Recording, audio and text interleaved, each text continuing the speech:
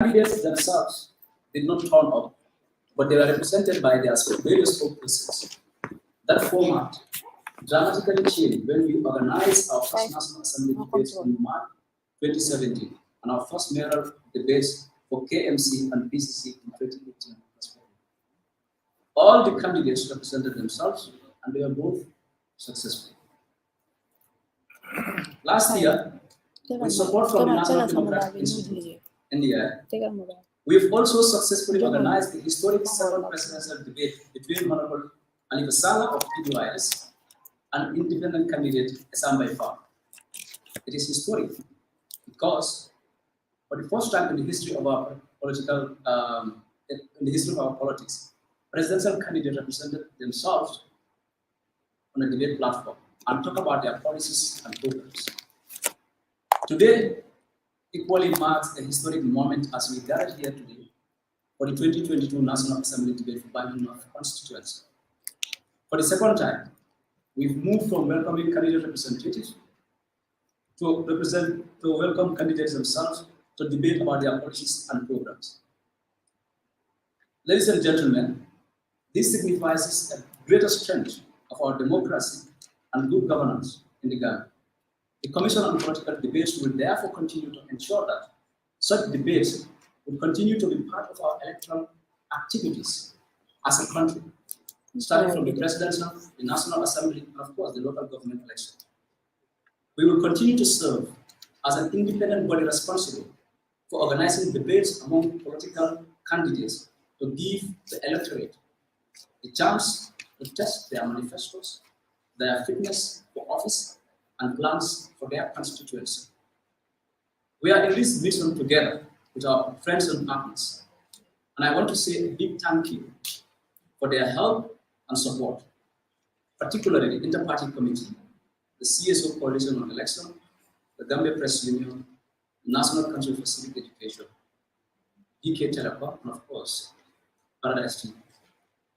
Allow me to particularly thank all the candidates that took time to offer their very best from their busy campaign schedules.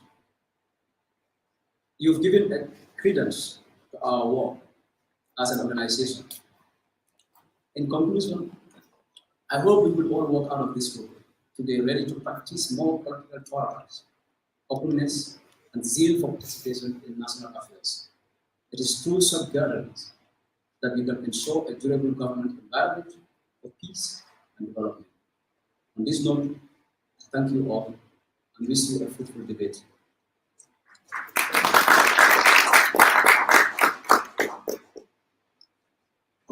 Thank you very much, Mr. Fati, for that opening remark. I would like to call on CBD's chairperson to give her opening or statement, please. Anna Foster. Can you please clap?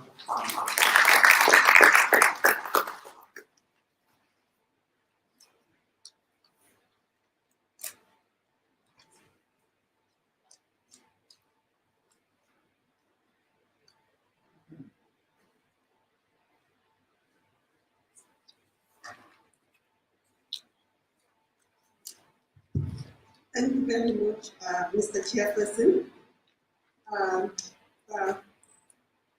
Representing the Inter-Party Committee, representative of NDI, Mr. Alature, distinguished political party representatives and participants, and representatives at this debate, representatives of CSOs, representatives of the press, the ED and staff of the Commission on Political Debates, fellow board members here present, distinguished ladies and gentlemen, all protocols duly observed. It is indeed a duty and a privilege to say a few words of welcome at the dawn of the National Assembly debates organized by the Commission on Political Debates, holding here in the Banjul Central Constituency. On behalf of the members of the CPD board, and indeed on my own behalf, I wish to welcome each and every one of us to this auspicious and historic event. Special welcome to the candidates who have taken time off their campaign trails to be with us this afternoon. As Gambians,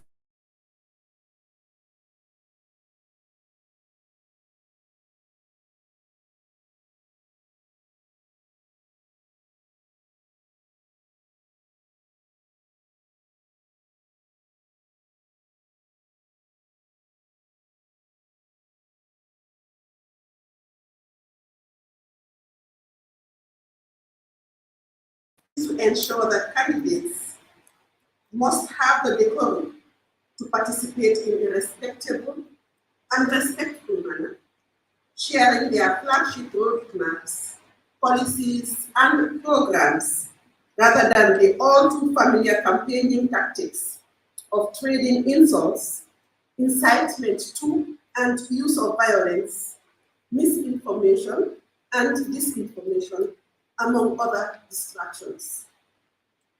The opportunity to exchange, share, and clarify issues will no doubt contribute towards the promotion of trust and a greater understanding of the directions of political parties and independent aspirants. Furthermore, the electorate will be able to make informed decisions. Distinguished ladies and gentlemen, these activities aimed at strengthening democracy through policy discussions ahead of the elections will promote accountability, peace, and stability during the forthcoming elections and even after. CPD will continue to organize these debates to provide avenues for candidates to share their policies and programs in a conducive atmosphere that provides healthy exchanges. This particular debate, organized in collaboration with the IPC and NDI, with support from NDI, will provide an opportunity to all political parties and independent candidates who are conversant with the art of debate to contest in an objective manner as opponents to ensure substantive and issue-based debates rather than the traditional methods. In partnership with the IPC, these debates are scheduled to take place, like the executive director has already shared with us today, Saturday, and next week, Wednesday.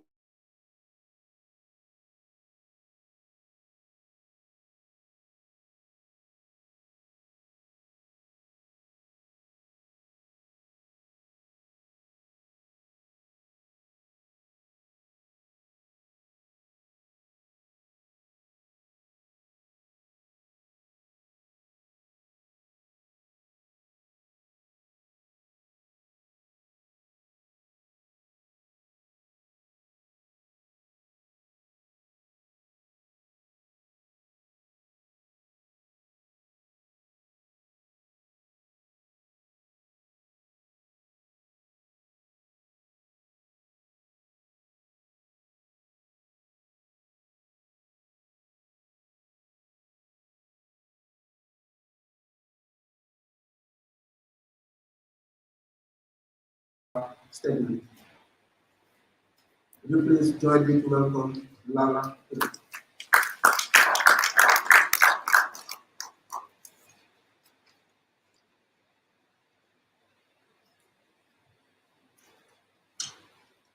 Thank you very much, Banjul.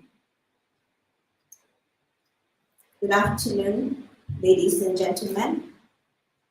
Honorable Madam Chair of the Commission Political Debates Board, Madam Anna Foster. Representative of the IPC co-chair, Mr. Banjul, and all representatives from the political parties at the inter-party committee level. My colleagues at the level of the Commission on Political Debates, led by Mr. Bakari Fati, members of the media, representatives and colleagues of our candidates debating today, distinguished ladies and gentlemen, good afternoon. It is indeed an honor to welcome you all to another edition of CPD organized debates for National Assembly elections. At our level, at the National Democratic Institute for International Affairs, we are pleased to support these efforts and equally pleased to ensure our continued support to the Commission on Political Debates and other actors within the Gambia's political landscape to promote substantive political dialogues. We started with supporting the Commission on Political Debates to host the Gambia's first ever presidential debate held on November 20th, 2021. These platforms are conducted to ensure that candidates come together to share ideas and plan policies and programmatic interventions they intend to introduce once they are elected to hold public office. This support is a part of our continuous effort to consolidate Gambia's democracy through local partners and critical actors within the civil society, government, and NGO landscape. Ladies and gentlemen, on behalf of my office and colleagues both in the Gambia and in the United States, I would like to commend the efforts of our partners, the Commission on Political Debates, and would like to urge all political actors to participate in these dialogues as a means of sharing their plans and programs with their constituents, but also as a means of engaging in substantive issue-based political conversations as the Gambia slowly transitions into a more democratic dispensation. Ladies and gentlemen,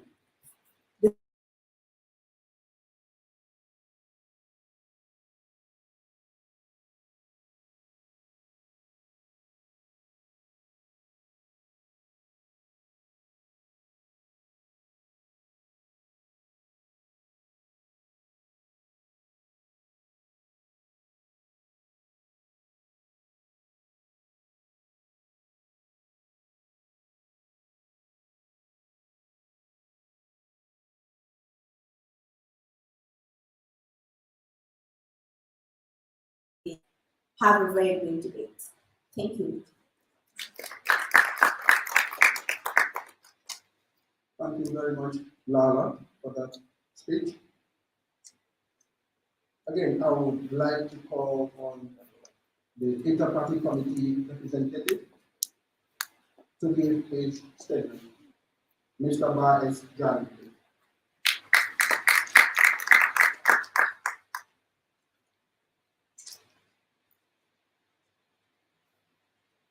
Thank you very much, Mr.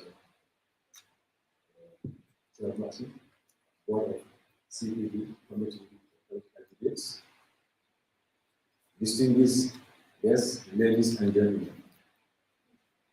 And I stand here in observance of all other protocols. I am indeed privileged to give this speech on behalf of the co-chair of the Inter-Party Committee, Honorable Musa Amunasi, who cannot be here today due to circumstances beyond his control. He asked me to convey his profound apology to CPD and the debating candidates. The issue at hand today is not only important, but timely, considering the fact that on the 9th April 2022, there will be a national parliamentary election across the length and breadth of this country that would be contested by both registered political parties and independents. First and foremost, please allow me to share with you a brief profile of the Inter-Party Committee, IPC. The Inter-Party Committee was established in the Gambia by political parties as a forum for inter-party dialogue and cooperation to promote peaceful political dialogues, credible electoral processes, foster national unity and consolidate democracy and rule of law and peace in the Gambia. Mr. Chairperson, distinguished ladies and gentlemen, the IPC is fully conscious of the importance of dialogues in the pursuance of and consolidation of inter-party tolerance. This is why it is very important in our view, and extremely timely for that matter, for the Committee of Political Debates to organize this forum to give opportunity to political actors to interface in the form of a debate. Debate, according to current English dictionary, is a formal discussion in which opposite arguments are presented. Debates are not new in the Gambia. We have always been debating in our houses, in our streets, in our booths.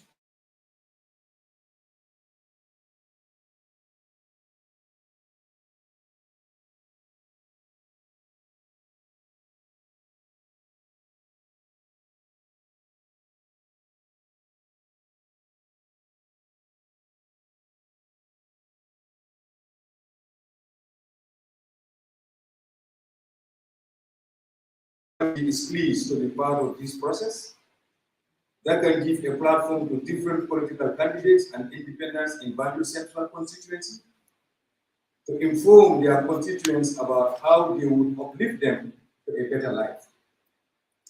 The people in the constituency will also have the opportunity to make decisions regarding the candidate to vote for in the upcoming parliamentary elections.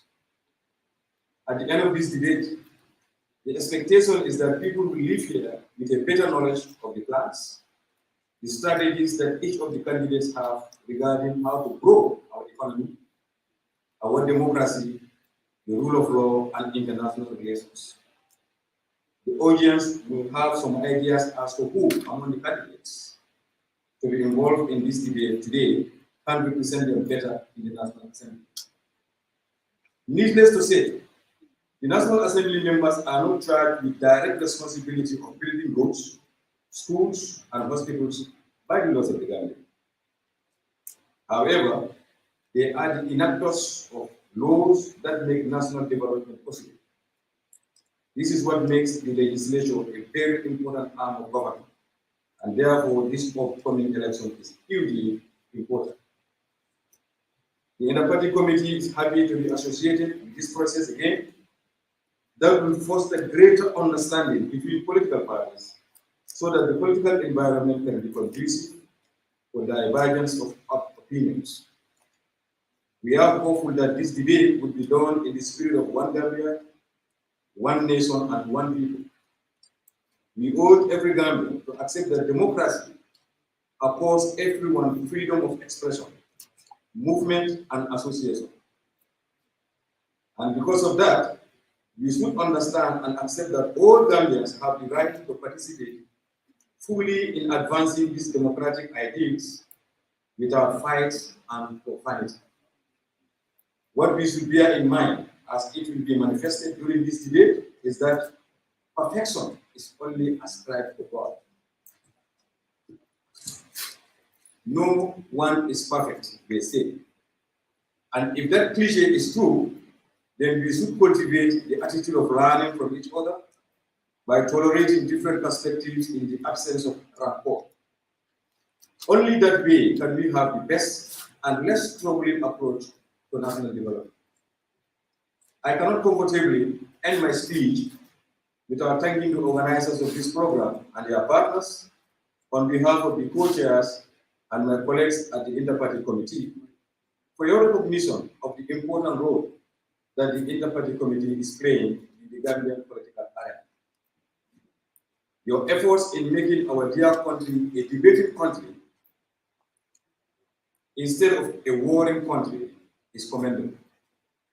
Keep on keeping on for a better Gambia. I thank you all for your kind attention. Thank you.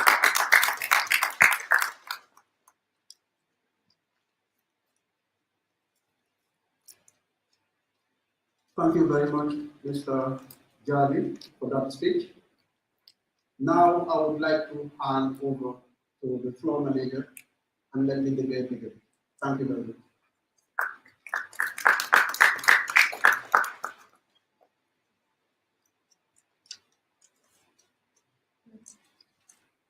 Good afternoon, ladies and gentlemen. Welcome to tonight's event. My name is Dr. Kamara, and I'll be one of the floor managers tonight. We have all the floor managers in the room. And our role is to ensure we have a smooth production. As we settle in to start the debate, just a few house rules will make tonight seamless. Ladies and gentlemen, this will be a live program transmitted on TV, radio, and social media. You can follow us on social media at CPP Gambia, NPR Gambia, and Paradise TV Gambia. We will be starting the program in 10 minutes. The program will run for 2.5 hours, and we will have a 5 minutes break at the top of each hour. There will be no cheering, clapping, or any gestures during the debate. Because we will be live, please keep your phone on silent at all times. Do not pick any calls in the hall. Once we start the debate, you will not be allowed out of the hall until the top of the hour. As mentioned before, if there is an emergency, the floor managers will assist. No flash photography will be allowed during the debate. No crossing in front of the camera during production. In case of any emergency, we hope not to have any. We have a medical team on standby, inside and outside the hall. If you urgently need to leave, they will usher you out and lead you away from the camera. Try and catch their attention if you need assistance. Do not leave the room without their knowledge. We have 2 exits, again in case of emergency. You will be led by the security team out of the room. Please follow their instructions for your own safety. We have bathrooms located outside the hall and down the hall to your left. The ushers will assist you in locating them, but we have signage you can follow.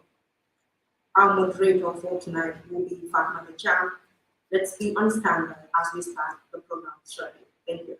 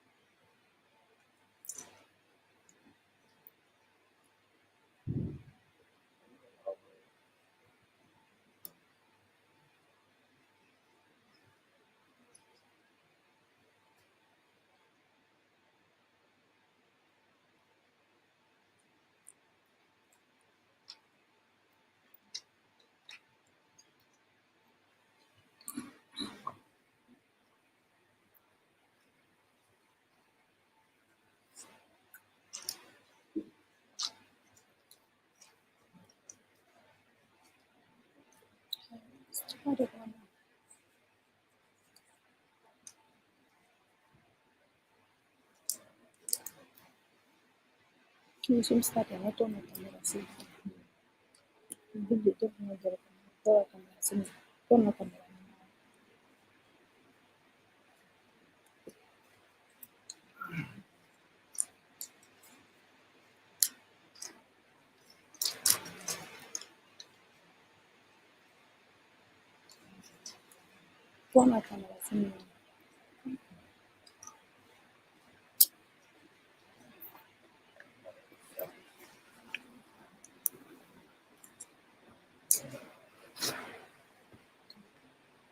and a warm welcome to the 2022 Parliamentary Debate Series. Tonight, right here in Banjul, we bring you a battle of ideas. Hello and a warm welcome to the main debate of the 2022 Parliamentary Debate Series. Tonight, right here in Banjul, we bring you a battle of ideas and opinions, of course. This debate will be done in 6 segments. Each will be focusing on one key thematic area. I am Fatima Chan, your moderator for tonight. Allow me at this point, ladies and gentlemen, to welcome to the stands the candidate for tonight's debate. We will invite them in alphabetical order. Please applaud Mr. Abdullah Jai of the Banjul Central Constituency.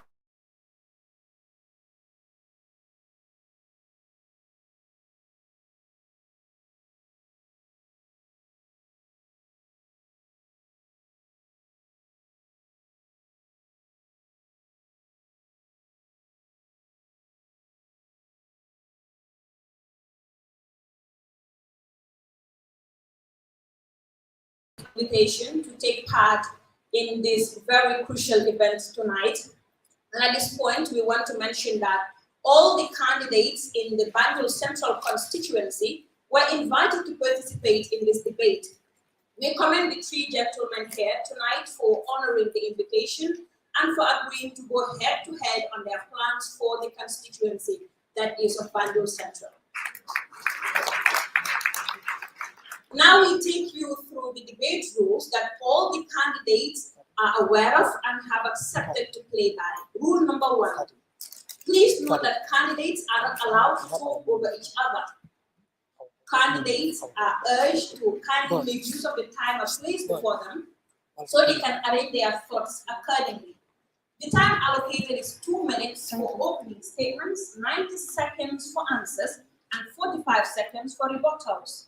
No clapping, booing, or any such reactions are allowed from the audience. Candidates are allowed to make rebuttals at the end of the first round of questions in each key thematic area. This is done at the invitation of the moderator.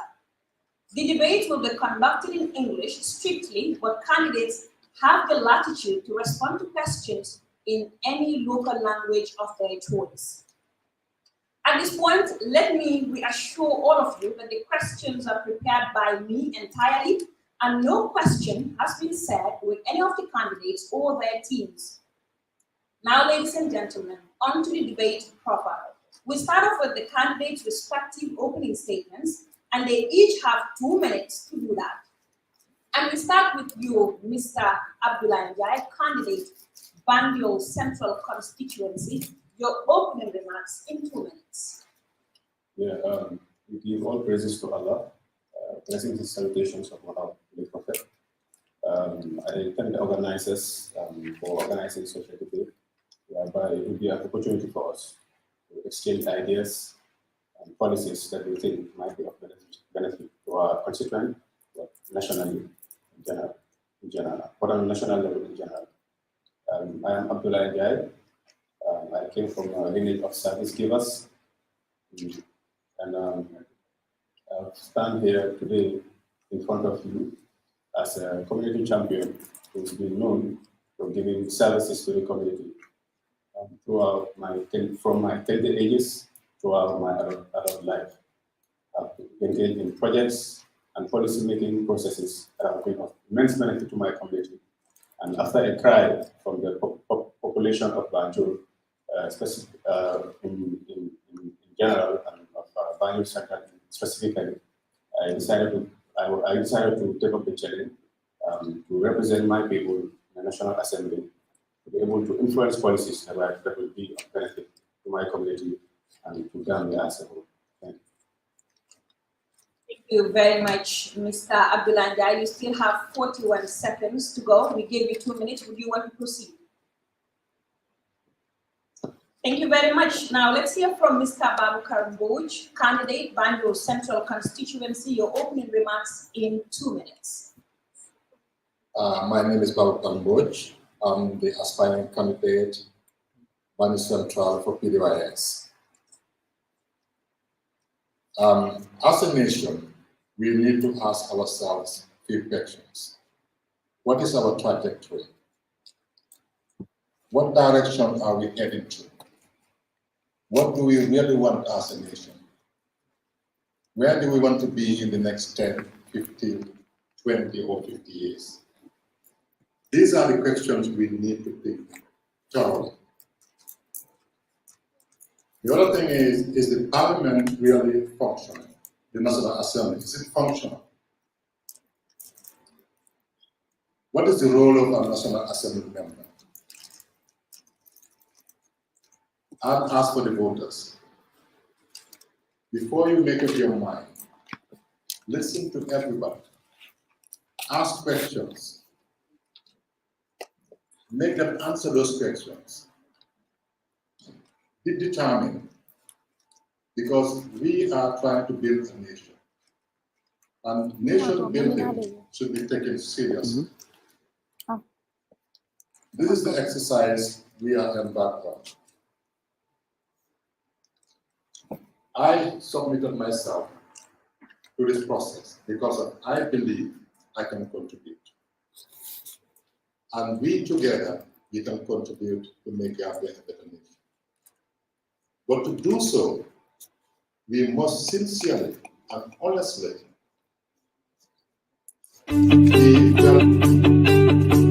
If you want to receive monies from UK, Europe, USA, Canada, Switzerland, and the rest of the world, Supersonic's money transfer has got you covered. Johnson, your opening remarks in 2 minutes. And please, ladies and gentlemen, be reminded that we are not allowing clapping, booing, or any such reactions in the hall whilst the debate is still on. Mr. Lyndon Johnson, your opening remarks, please. Good evening. My name is Lyndon B. Johnson, and one of the aspiring candidates for the parliamentary elections. I am happy to be here because I believe in processes that are required in the way we form our democracies. I am here today to take part in this debate and also share my ideas and experiences, talk about my policies, programs, but I think those that are here today will be able to agree with me that I am the better candidate for this parliamentary jobs. Well, I am a young man, and I'm a student at the University of Gambia, in my final year in law. And I believe in the experiences that I had in the past. I would be able to help me as a yardstick towards making this reality. I am here today to talk on those policies and also talk about things that we think we lack in our community, especially in Banjul. I am also a youth activist, taking part in so many youth activities and all that. And I want to tell you that today you have the opportunity to learn from us regarding our policies, regarding our programs, and so on. Please sit on whilst we take you through this exposure. Thank you very much. Thank you very much, Mr. Lyndon Johnson. And ladies and gentlemen, we now get into the debate even proper. And we start with the first thematic area, which is the oversight functions of the National Assembly. And my first question tonight goes to you, Mr. Abdullah Njai. The National Assembly should be the most powerful oversight institution in the country. In 90 seconds, tell us what you would do if elected to ensure accountability in the country's democratic and development processes. Okay. That's a really important question, and that a question that we'll really be glad to delve into. Parliamentary oversight serves as a key inspection mechanism, making sure the government and the public enterprises audited well and hold to account, and proper rigorous reviews where proper rigorous reviews are also conducted. If elected as a National Assembly member, I will make sure key areas that are of relevance to the populace are well looked into. I personally have a committee of importance which I feel, if implemented or if put into, I'll be of much benefit to my populace. This includes the Public Enterprises Committee, whereby public enterprises are scrutinized well and make sure that public funds are put into places that are right for people. And these are part of many other committees I wish to be part of that will be integral in making sure oversight functions and processes within the parliament are done with efficiency and with goodwill and with open-mindedness and unbiasedness. Thank you. Mr. Yaya, thank you very much. Over to you now, Mr. Babakar Boy. The same question. The National Assembly should be the most powerful oversight institution in the country. In 90 seconds, tell us, if elected, what would you do to ensure accountability in the country's democratic and development processes?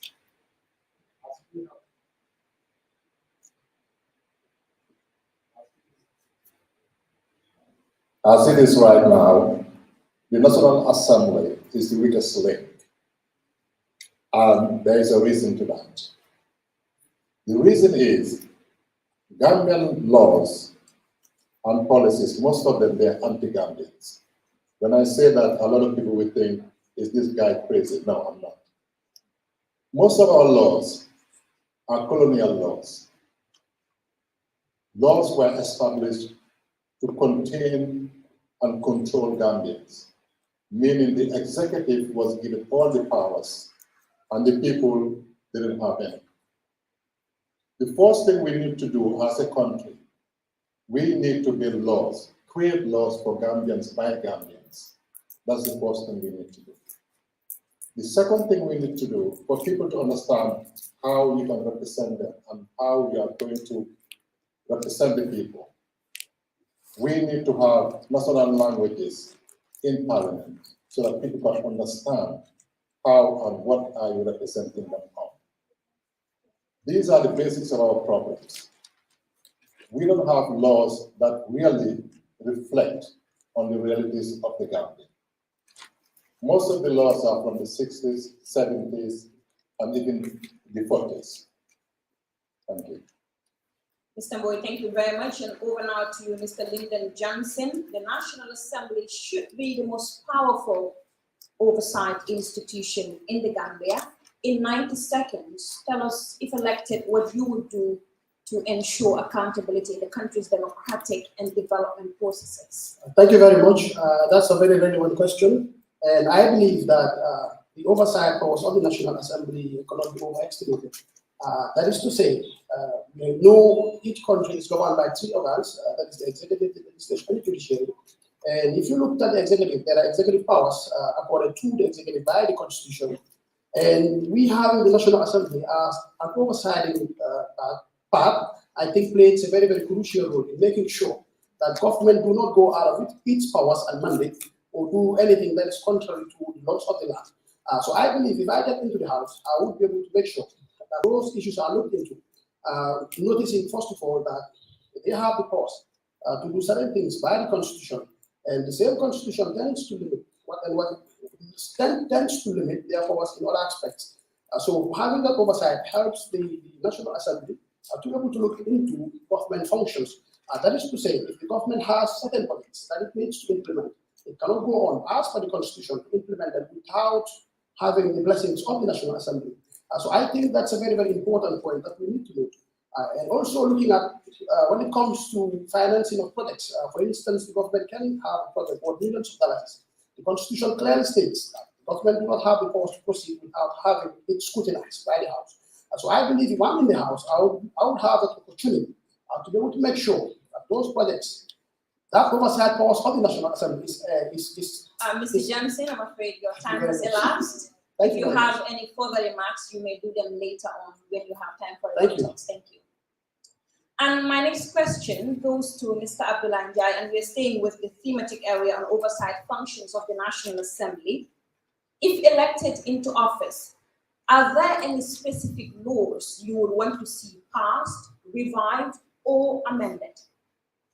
Yes, as a representative of the youth sector, because as I always advocate throughout, we have a youth interest. That we are an interest-based group as youths, and we have our own interests that we feel that need to be protected as well.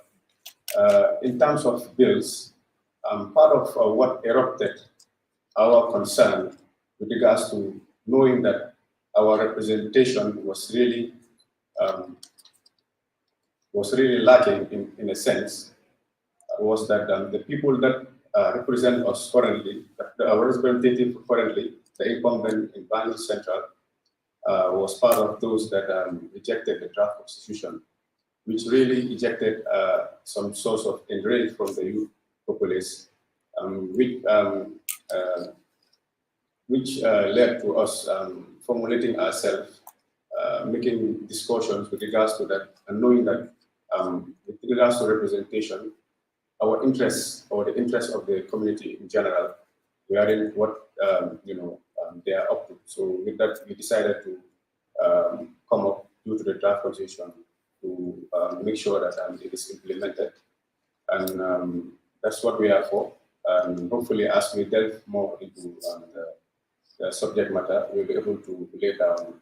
Your time has elapsed, but I have a follow-up question. You talked about the draft constitution. The second part of the question is, why would you want to see this particular law revived? Okay, I think most of people will agree with me that the draft constitution of the Gambia, the constitution of the Gambia actually is the most important document in the country.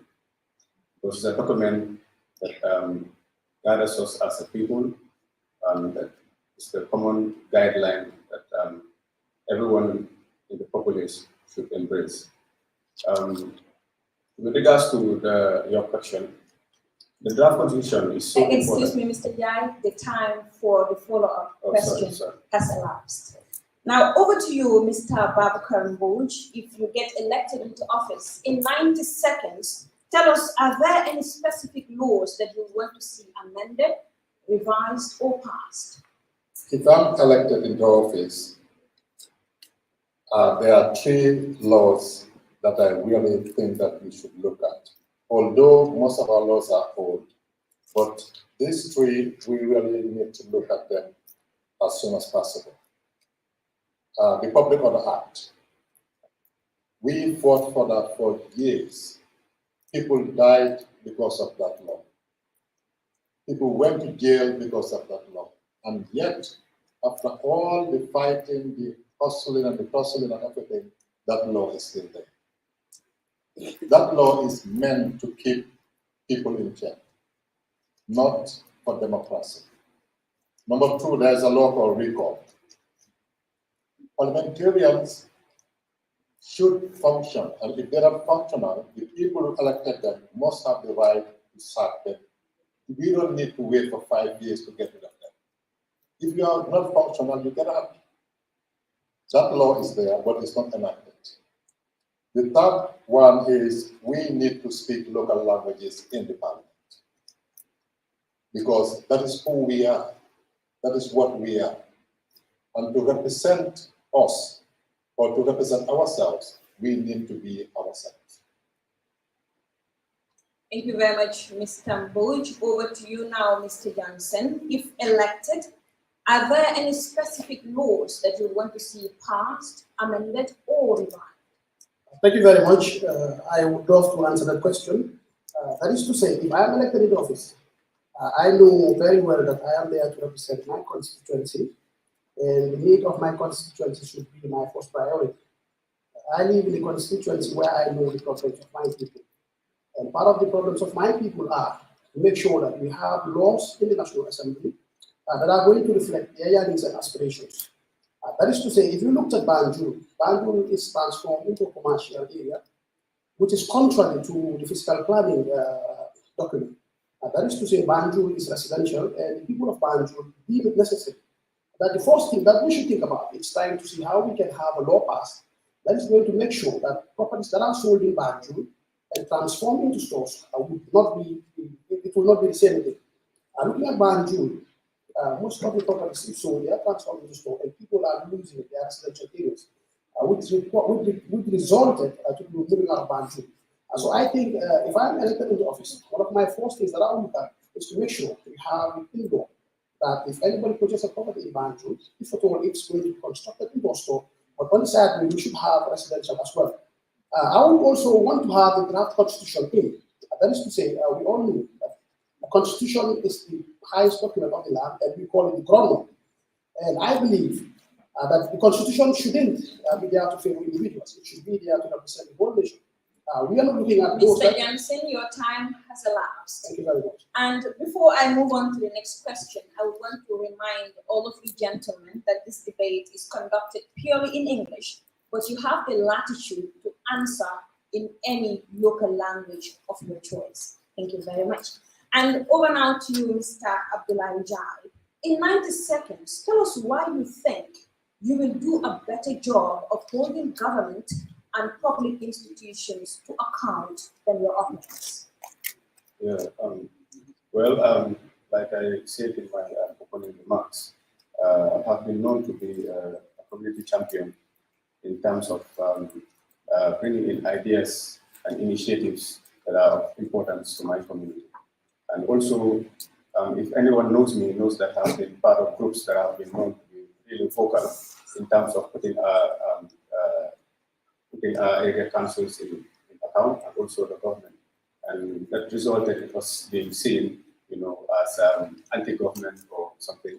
But our cause for concern are development-oriented, and that's what I've always been known for. Thank you. You still have 50 more seconds to go. Would you want to proceed? Thank you. No. Over now to you, Mr. Babkrambuch. Why do you think you'll do a better job at holding government and public institutions to account than your opponents? Because of my past experience and what I've been through and the jobs I've done, maybe I should elaborate a little bit about who I am, about myself. I moved back to Gambia in 2004 as an IT specialist. Started a company called BMD Solutions. Well, it was successful, but we had to close it down for political reasons. The second thing is I've been a member of DOI since I don't know how many years. So I have been part of the campaign team with Usman Silla from day one, part of Prabaran project since from day one. Right now I have a business and I employ more than 15 people. I work with the community. I'm part of the health sector. And one of the reasons why I get into this business is because I believe that Gambians should have accessible and affordable medicine. And out of 22 importers, we are only 3 Gambians. Taking that trend, I see that to change most of the things, you cannot be an outsider anymore. You have to go to Parliament, and there's to be you need to change the laws. And that's why I think I'm a better candidate. Thank you very much, Mr. Bush. Mr. Johnson, in 90 seconds, tell us why do you think you'll do a better job if elected into office in holding government and public institutions to account than any of your opponents? Thank you very much. Well, I think I would be a better candidate if given the opportunity, because I think having a legal background says it all. Because if you talk about National Assembly, we're talking about where laws are promulgated, which I think if I get into there, I will be able to play my role as a parliamentarian in making sure that government activities are scrutinized, to make sure that they reflect the yearnings and aspirations of the people. We're looking at the House as an institution, and not just an institution, but a very powerful one that has the mandate to hold the government to account by making sure that activities of the government are put in the right places. If I'm elected into office, I think I would be that parliamentarian that the people of Banjul yearn for. Looking at my legal background and my expertise and my experiences in tackling problems, in coming up with solutions, I think I will be the candidate. If elected in office, I would have I would create that platform where we would hold government institutions to account in making sure that they abide by the rules and regulations of the state to strengthen our democratic processes and make sure the democracy that we've been yearning for is part and parcel of the Gambian people. Thank you very much. Thank you very much, Mr. Lyndon Johnson. Over to you now, Mr. Abdullah Njai. What areas will you make your top priority in terms of holding government and public institutions to account, and why? Yeah, with regards to the question, my area of priorities will be in making sure I advocate for the anti-corruption bill to be implemented. Because as you can see, as a nation, corruption is so rampant these days, and I might be mistaken, but I don't think anyone has been ever held accountable in any corrupt act in this country or been put to trial. So this shows deficiency in the oversight function with regards to the National Assembly. So I think it's high time we need competent people who will unbiasedly look into these issues. Because as a National Assembly member, something like the anti-corruption bill shouldn't even wait a second in being passed. So that in itself shows a lapse in that aspect. So part of my priorities, apart from advocating for the implementation of draft constitution, will be in making sure I fight tooth and nail that the anti-corruption bill be implemented.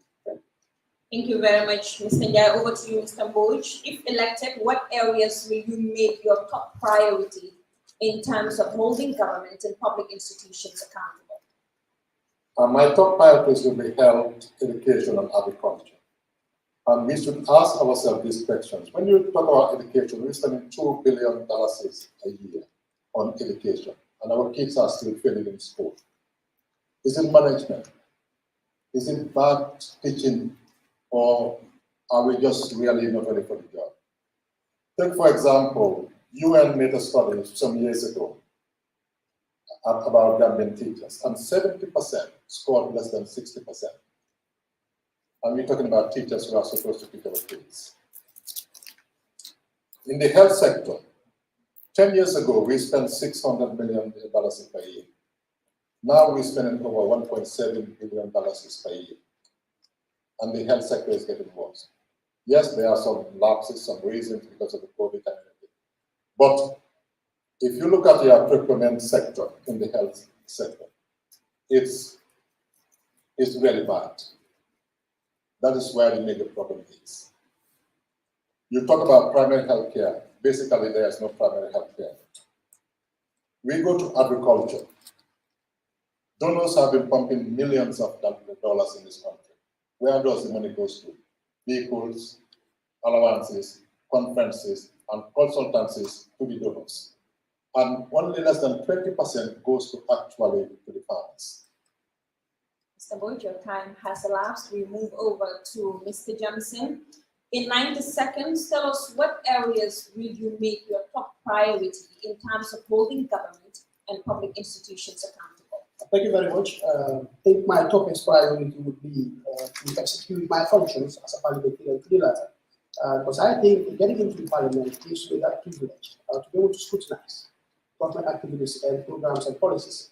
And I think in executing that function as a parliamentarian will definitely help me to be able to hold the government to account, and also making sure that the government, the national team, it's divided equally. Because if you look at the government, it has whole set of responsibilities towards the livelihood of the people. But I think it's very, very important. We cannot all sit in the house and start to make decisions and make rules and regulations. So if at all we identify as that person who should be there and start having our piece of the people, I think that plays a very, very key role in making sure that the government don't do things on the contrary. And also looking at and on the other hand, I would make sure that most of the laws that are going to be passed in would definitely and most especially reflect the yearnings and aspirations of the people as a nation. Thank you very much. And my final question for this particular thematic area, which is oversight functions of the National Assembly, is to you, Mr. Abdullah Jai. In 90 seconds, tell us, do you believe that the National Assembly has the required structures and mechanisms to hold government and public institutions accountable? Yeah, to my observation, I feel that the National Assembly has the right structures in place. The only problem is they don't have the right representatives. Reason being, if you check the standing orders, some of the veteran parliamentarians have really done a great job in making sure the parliament has a very rigorous and outright standing orders that will guide the working processes of the National Assembly. The problem I feel is due to the partisan conflicts within the country that prompts parliamentarians to diverge their direction from their oversight and parliamentary functions and responsibilities towards partisan issues that are of no benefit to the people that they represent. So to my own observation, I think the Assembly has really moved from a certain point to a better level. And if we get the right representatives in Parliament, together with the right mechanisms put in place, though it does need enhancement at some point, at some level, but at least we've gone a long way in making sure the Parliament has the right standing orders, has the right procedural settings to enhance the efficiency of the Parliament. I think the only problem is the National Assembly members who prefer personal interests rather than the interests of the people. Thank you very much, Mr. Njai. Over to you, Mr. Babukar Bush. Do you believe the National Assembly has the right structures and mechanisms to do proper accountability of government and public institutions? Definitely no. As it looks like right now, we don't and we cannot hold government responsible because of the kind of laws we have already indicated that the executive have more powers than the parliament. And the people we send to parliament doesn't realize that they also have powers. So we have a lot of areas that we need to adjust, especially in parliament. The parliamentarians also, they need help, expert help. We should assign people. The parliament should get their own lawyers, review the laws, instead of waiting for a department to review their own laws and come to them. Because most people, when they review their own laws, they will only change it to their benefits, not the benefits of the people. That the parliament need people who understand budget to teach these people what budgeting laws are. The parliament need experts in all areas where they can sit down with parliamentarians and be resource persons, help them to understand the problems of the people. What we have now is one person trying to do everything. If you are an accountant, you're just an accountant. When the question comes about law, what are you going to do about it? We need help. Your time has elapsed, Mr. Mbuj. Mr. Lyndon Johnson, do you believe that the National Assembly has the required structures and mechanisms to do proper accountability? Thank you very much. Well, I think that is based on my opinion, but I want to make it a good one. That is to say, I believe that the National Assembly have all the mechanisms in place. What I just don't get is putting round scope in square pegs. But if you look at the systems that are put in place, I guess they only need to be improved. That is to say, by having the right candidates to represent the people, I think that will solve this whole problem. And I believe if I am given the opportunity, I will be that solution to all the problems that the parliament has made their need for. Thank you very much. You have 56 seconds to go. That's all right, thank you. And I have a follow-up question. No problem. What changes would you propose if the National Assembly doesn't have the structures and the mechanisms to hold public institutions to account? We've talked about having square pegs in round holes. What changes would you propose? Well, the changes that I will propose to the House is having people that have the required capacities in those positions, because looking at the assembly, like I said prior, it's a very, very important institution, and it has a mandate, and the mandate has to be fulfilled to the letter. So having people that are not qualified or that are not competent enough to be there, then I think it's not going to be effective. In a sense, all what we're yearning for would not be achieved at the end of the day. So I think having the right people in the right positions will definitely help to make the jobs of the parliament easy, making sure that function that is oversighting government institutions will be fulfilled to the latter. Thank you very much. Thank you very much, Mr. Lyndon Johnson. Gentlemen, we now come to the end of the first round of questions on the thematic area, oversight functions of the National Assembly. And I'd like to invite all of you to do rebuttals, if you have any, of 45 seconds. And we start with Mr. Abdullah.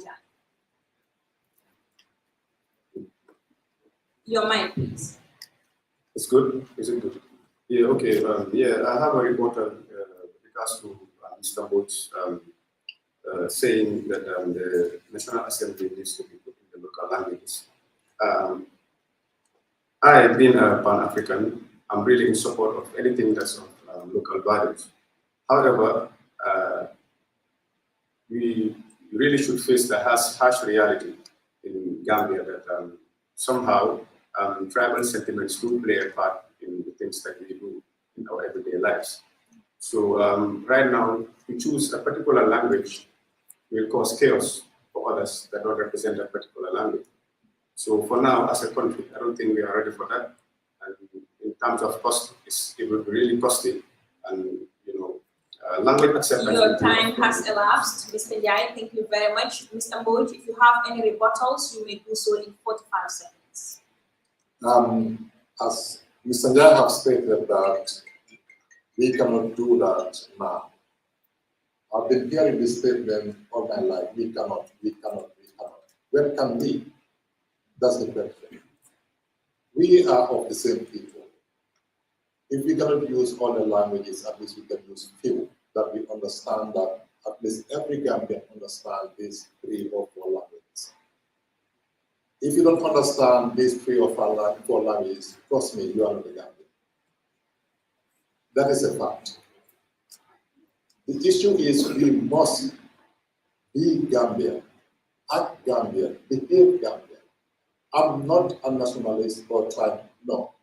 But we have to be who we are. Your time has elapsed, Mr. Boyce. Thank you very much, Mr. Lyndon Johnson. Any rebuttals? You may do so in 45 seconds. Right, thank you very much. Well, I have just a little to share regarding that. If we're thinking of having this local languages in our parliament, I think it would be better. But I think for now, we're looking at the short-term game. What impact does it have to the people of the Ghana? But I am looking at it in the future, maybe if necessary, we can try to incorporate that into the National Assembly to make it more interactive, and also making sure that those that are seated will also feel themselves, being talked about, or they will know the proceedings of the National Assembly. Yeah, I am looking at it at the long term, but not at this shortest time. Thank you very much. Thank you very much, gentlemen. Now that brings us to the end of the first thematic area on oversight functions of the National Assembly. We now move on to the other one, the national budget. And my first question goes to Mr. Abdullah Njai.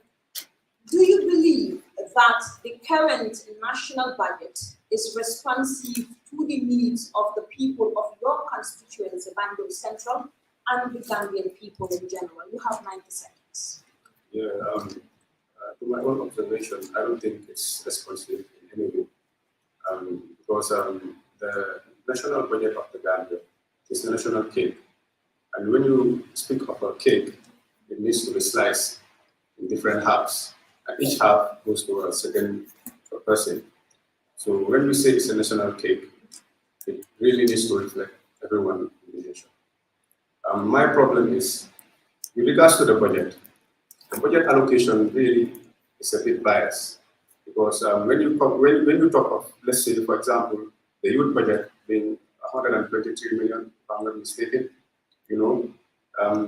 and the youth populace, have been advocating for the Ministry of Youth and Sport separated.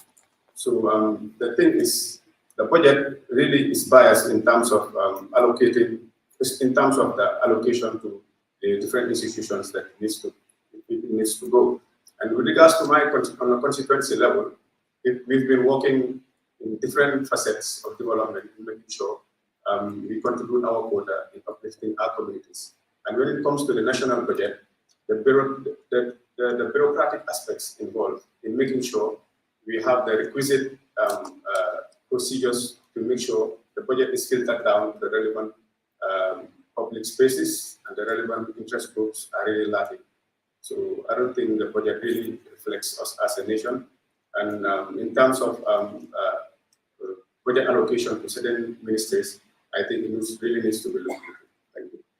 Thank you very much. And over now to you, Mr. Mboj. Do you believe that the current national budget is responsive to the needs of the people of your constituency, the Banjul Central, and the Gambian people in general?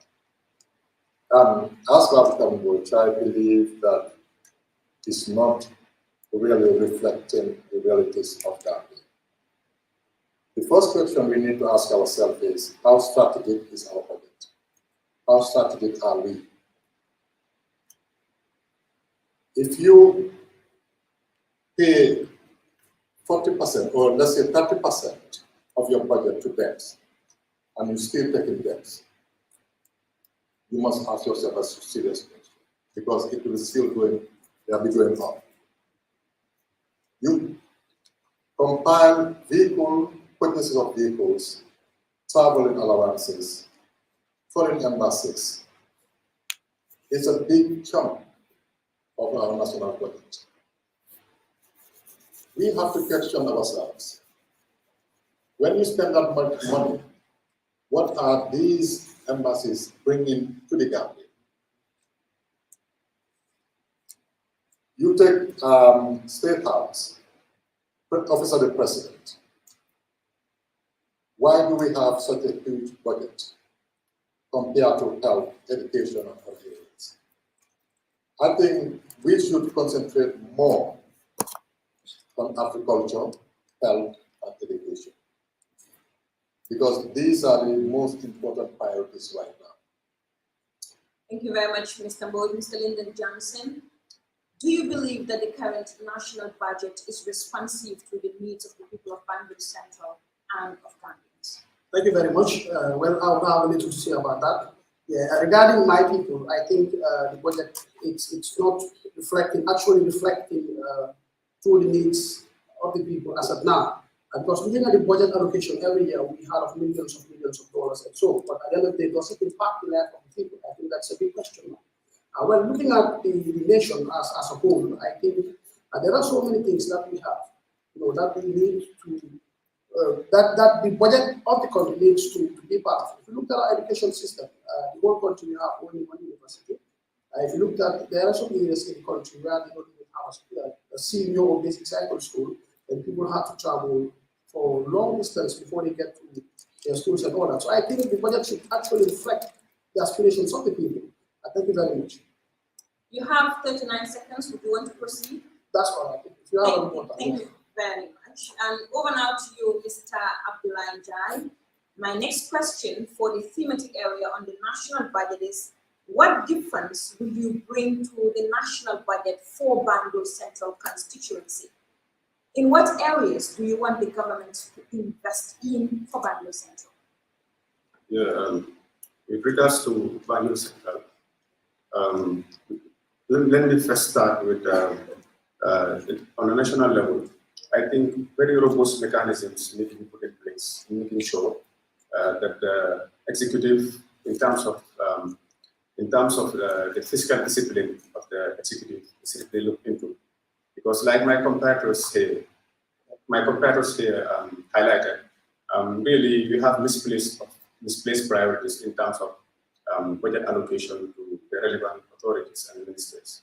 So on a national level, I'll make sure my voice is amplified, making sure robust mechanisms are put in place, making sure on a national level there is fiscal discipline within the executive. And on a constituency level, I plan to create a revolving fund from the ward government allowance that we'll be having if elected as a National Assembly member. and also engage the relevant stakeholders in making sure the programs and initiatives that will be of benefit to the community as a whole. And in terms of fiscal discipline, in terms of constituency level, I'll make sure I put the right procedural settings and involve competent people in making sure at least we have mini governments, I would call them. I'm afraid your time has elapsed. Mr. Jai, thank you very much. Mr. Mbod, the same question. What difference will you bring to the national budget for the people of Banjul Central? Well, that's a good question, because if you look at Banjul Central, basically there's nothing in Banjul Central. The only thing I've seen in Banjul Central, to be honest, is 3 or 4 nursery schools. Apart from that, we don't have a primary school, we don't have even a playground in Banjul Central. Basically, there's nothing, absolutely nothing in Banjul Central. Anything you need, you have to go out of Banjul Central. So, in terms of that, we need to have centers where even children can gather and play, studies. The government should invest more on activities for the elderly, for the youth, because the youths are just sitting down. There are no jobs. There's absolutely nothing in Banjul Central. So definitely, as I see it right now, if I'm in Parliament, my fight would be how to create jobs in Banjul Central. And at the same time, the educational sector. And the most important part is primary health care in Banjul Central, because it's not existing. The time has elapsed, Mr. Mbod. Thank you very much, Mr. Johnson. What difference will you bring as part of the national budget for the people of Banjul Central? Thank you very much. Well, I think the most imminent problems of Banjul Central now is youth empowerment.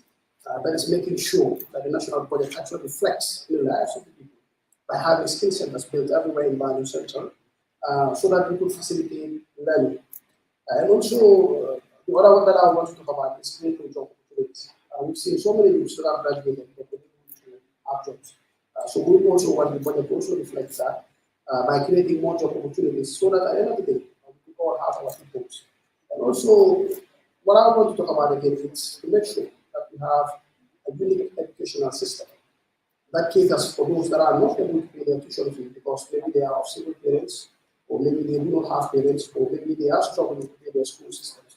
I think those are the things that I want to give immediate public of the. Thank you very much. You still have 35 seconds. Would you want to proceed? Do you have any reporter? Any questions again? Those would come, the rebuttals would come at the end. Well, we have for the questions, rather. Sure, but we'll be doing them in alphabetical order, so we'll have to wait. We'll go with Mr. Abdullah Njai. In 90 seconds, tell us, the National Assembly has the right to approve or disapprove of the national budget. What do you think the indicators should be for the National Assembly to do this? Sorry, can you repeat the question? What indicators do you think the National Assembly should use to either approve or disapprove of the national budget? Yeah, in terms of the national budget, anything that comes in terms of National Assembly, anything that comes from the executive needs to go through Parliament for scrutiny in order for it to be passed. My only worry is that, or I would say, what I would do in that case, if elected as a National Assembly member, is to make sure that because before any law is passed, draft of that particular law is usually put into the National Assembly for review. But the review mechanisms are really lacking, because the thing is, everything is discussed on their level, and most of the time, the representatives do not really filter these things down to their communities in making sure that the proper input is done. What I would do is, I would consult, I would put together a team whereby we'll try and do our best in making sure we create a survey whereby the proper questions with regards to the draft will be highlighted in order to have at least a balanced opinion in terms of exactly what needs to be omitted or what needs to be added. So these are the strategies I wish to. Thank you very much, Mr. Mboj. What indicators do you think the National Assembly should use to either approve or disapprove of the national budget? 90 seconds. One thing the National Assembly really needs to do is to hire expert help to make sure that every member of the National Assembly would have a team, or they do it as a whole, that they should understand the questions. Otherwise, everything will be on partisan line. It is very important to understand that when it comes to national budget, we must prioritize based on what are the real needs of the people at that moment. We should stop doing imaginary budgeting for things we like or things we don't like. That's why it's very important to bring in expert help, create rules and regulations on how, when, and why to cut or remove or approve. Because most of them, they go according to sentiments, not according to reasoning. But I believe with full knowledge of what is happening, one can make a very informed choice without favor or fear. So my advice for the National Assembly, if I'm there, I will do my best to make sure we have expert help. Thank you very much, Mr. Mboj. Mr. Johnson, the same question to you, sir. What indicators do you think the National Assembly should use to approve or disapprove of the national budget? Thank you very much. To me, I think there is only one indicator that needs to be looked at for approving or disapproving. That is the public interest, which is very, very important. I think we are all there to represent our constituencies, and definitely the interest of the people should be displayed at all costs. Looking at the budget, we need to look at it and see whether it has actually any bearings for the people. And I think just being there and disapproving budgets that would impact on the lives of your people, I think we should be very, very careful of that. And also making sure that if we get into the house, we should be used as exemplary leaders. That is to say, we are not there for maybe parties. We might be there because of a party, but at the National Assembly, we should represent the interests of the bigger picture, that is the nation. So I think it wouldn't be fair to disapprove budgets that might definitely not have any bearings on the people, or disapproving a budget that has a bearing on the people. I think we should be very, very careful of that. So I think that is the main important thing that National Assembly members should look at, whether it has any bearing on the people. Thank you very much. 26 seconds to go. Do you want to proceed? Okay. Mr. Abdullah Njai, my next question to you tonight, we're staying with the thematic area on the national budget. How will you make sure that the people of Banjul Central adequately participate in the development of the national budget? Yes, that is one thing that I did highlight earlier on, because in terms of constituency level, let's say in terms of administration at the National Assembly, all the mechanisms are in place. My only advocate, what I'm advocating for right now, is that we have a problem of representation, because this has to do with a moral setting. This has to do with a moral setting. This has nothing to do with the settings of the National Assembly, because the settings are already in place. Like I said before, I will try and create a survey whereby it will be a two-part survey. We'll try to make sure things are done on a liberal level. The relevant questions will be given to the people, and the right language in translating the given budget to the because most of these people are communicating the local language. We will do our level best in making sure we disseminate the information down through the right procedural processes, and try to get it to them in the right language so that they can understand, and also they could have their inputs highlighted, so as to be able to take it back to the drawing board in making reviews that will be in reflection to the ideals and aspirations of the people that I serve. Thank you. Over to you, Mr. Mboj. How will you make sure the people in the Banjul Central Constituency adequately participate in the development of the national budget? Can I answer this one in Wolof? Sure, please. Okay. Now, liñ laajte mooy pour affaire yi budget bi suñ demee pour pencoo réew mi naka la ñoo pàccoo li réew mi am da nga xam ne waa Banjul Central nañ si mën a gis seen bopp. Bi ma liggéey Ousmane Sylla lañ daan def mooy every time bu National Assembly amee sitting dañ daan dem si goxaat yi di leen wax lan lañ fa jëlee ak lan lañ fa war a yóbbu nit ki balaa moo xam lan la war a def ak fan la war a def foog mu xam exactly lan moo di topic itself.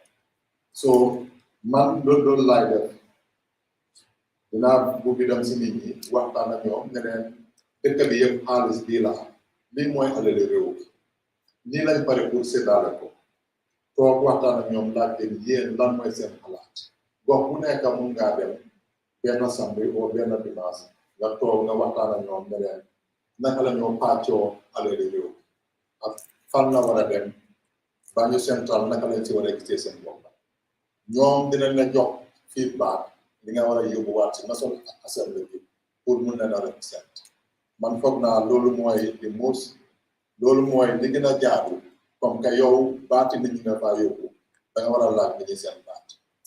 Thank you very much, Mr. Mboj. Over to you now, Mr. Lyndon Johnson. How will you make sure that the people in your constituency adequately participate in the development of the national budget? Thank you very much. I think that's a very, very relevant question. Looking at our role as parliamentarian, it's of representative. And I think if you're representing a certain group of people, there has to be a dialogue between you and them. And also making sure that you need to know the setup in your constituency. That is to know that Banjul Central is divided into two sub-wards, sub-wards where we have councillors together. We'll try to form subcommittees that would sit and discuss issues that are of relevance and also seek their consent in making sure that whatever that is done in house will actually reflect what they want. Thank you very much. I'm inviting you to continue. You have 46 seconds. No problem. Do you have any further questions? You can do so if you have further remarks in the rebuttal sessions. Thank you very much. My last question for this thematic area, which is the national budget, goes to Mr. Abdullah Njai. Beyond the appropriations of the national budget, what will you do to make sure the national budget is judiciously expended? Well, I would like to say that when it comes to the judiciary, I think it's already well expended, as to my own observation, because I think on a budget level, my personal advocacy is based on health and the youth budget, but in particular, because these and agriculture especially, because these are key areas I feel that really need to be budgeted. And in terms of budget allocation, allocation given to these enterprises should be much more higher. With regards to the judiciary, I think definitely they are well off. That's how I see it. I don't think any appropriation addition is needed in terms of the judiciary. We still have 40 seconds to go. Would you want to proceed? No, thank you. Over now to you, Mr. Mboj. Beyond the appropriations of the national budget, what do you think can be done to make sure that the national budget is expended judiciously?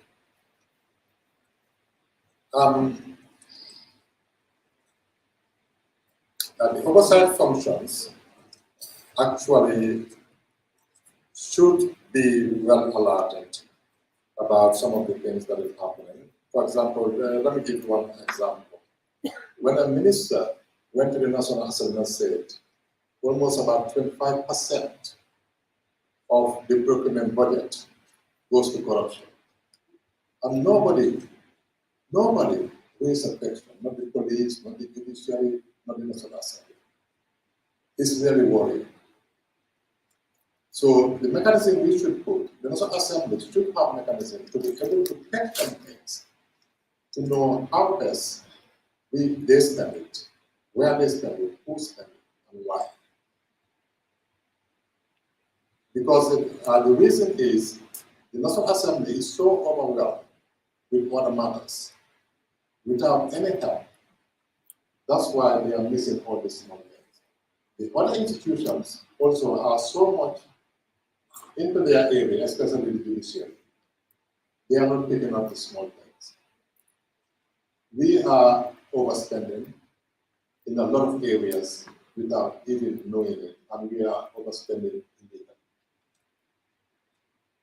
Thank you very much, Mr. Boyd. Over now to you, Mr. Johnson. Beyond the appropriations, what will you do to make sure that the national budget is judiciously expended? Thank you very much. I think that's a relevant question too. Beyond the allocation of the budget, I think there should be a committee set up to make sure that they are going to look into those activities, whether those budgets are actually moved in the right places. I think as a parliamentarian, and part of our functions as parliamentarian requires us not to sleep. We should be there to make sure that all those budgets that we allocated are in the right places, and making sure that the developmental aims are achieved. So I think being a parliamentarian just don't stop in sitting down in parliament and making rules and regulations. But I think it's for the waters down to oversight and seeing whether actually those processes are all in place. Thank you very much. Would you want to proceed? Thank you. No. Now that brings us to the end of the oversight, the thematic area on the national budget, and it's now time for the rebuttal session. This time we'll go in reverse alphabetical order, and we'll start with you, Mr. Lyndon Johnson. You have 45 seconds if you have any rebuttals, please. Well, thank you very much, but I don't think I have any rebuttal. They are entitled to their opinions. Thank you. Thank you very much. Over now to you, Mr. Boyd. Any rebuttals? You may do so in 45 seconds. Hello? Okay, ali ko buga wasi affaire ya suñoy ya paccio ale rew mi moy ne ñun ñep dañ wara to baye xel seet fan la feebari Gambia nekk ak lan mooy jàngoro Gambia ñu jéem a faj loolu waaye budget bi ñu am léegi nga xam ne budget yi yaa neex la budget yi nguuru la mooy ne ñi nekk si kaw xaalis bi yëpp falaa dem mooy jënd moto jënd essence tukki ak yéen waaye li ñu war a def defaguñ ko benn tey nit ñi nañ door di bàyyi seen xel ñu door di wax pour mun a gis seen boppa si li Gambia moom. Thank you very much, Mr. Boyd. Over now to you, Mr. Abdullah Jai. Any rebuttals? You have 45 seconds. First of all, I want to make a clarification that I didn't understand the question. You said expel judiciously, so I beg your pardon for that. Well, comme ñu wax ko si kàllaama Wolof rek waaw comme li moo laajte li si ëpp si wàllum ñu ñoo pàccoo alal réew mi la maanaam budget bi léegi si laajte bi laajte na ñun budget bi su nekkee ne ñun yàlla def nañu dugg si assemblée bi naka lañ ñoo def bi nga xamante ni nit ñi nga xamante ni ñoom lañ ñiliif ñu si gis seen boppam léegi si loolu noonu man suma tontu bokk na si mooy dinaa try du nekk rek du nekk on a legislative level waaye dinaa try am mbir yi maa teg yoo xamante ni dina ñëw def ay community outreach suma only Mr. Njai, your time has elapsed, I'm afraid, and that brings us to the end of the thematic area on the national budget. We'll now move over to the next, which is fundamental rights and freedoms in the Gambia. But before we go on with the first question, please be reminded that the debate is conducted entirely in English, but candidates have the latitude to respond to questions in any language of their choice. And moving on, my first question in this thematic area goes to Mr. Abdullah Njai. If elected into office, what will you do in your capacity as a parliamentarian to ensure that fundamental rights and freedoms are adequately respected? Yes, fundamental rights are essentially everyday endeavors, that needs to be offered regardless of race, religion, tribe, or creed. Rights are what brings people together. Because without the proper rights, people will be in disarray. Without the proper rights, people will have the freedom to exercise or endeavor in the things that they wish to do. When in Parliament, I will make sure that anything that has to do with rights, I'll try and amplify my voice in anything that has to do with right advocacy. However, in terms of that advocacy, I will make sure that also in terms of rights, our cultural and religious values are also protected, because we are Pan-Africans and we also wish to propagate cultural values that are of relevance to our own settings. Thank you. Would you want to continue? You still have 23 seconds to go. Thank you. Over now to you, Mr. Babakrambuj. If elected into office, what would you do in your capacity as a parliamentarian to ensure that fundamental rights and freedoms of all Gambians are respected? Lim laajte mooy man su ma demee parlement lan lay def pour dooleel nit ñi seen njëriñ.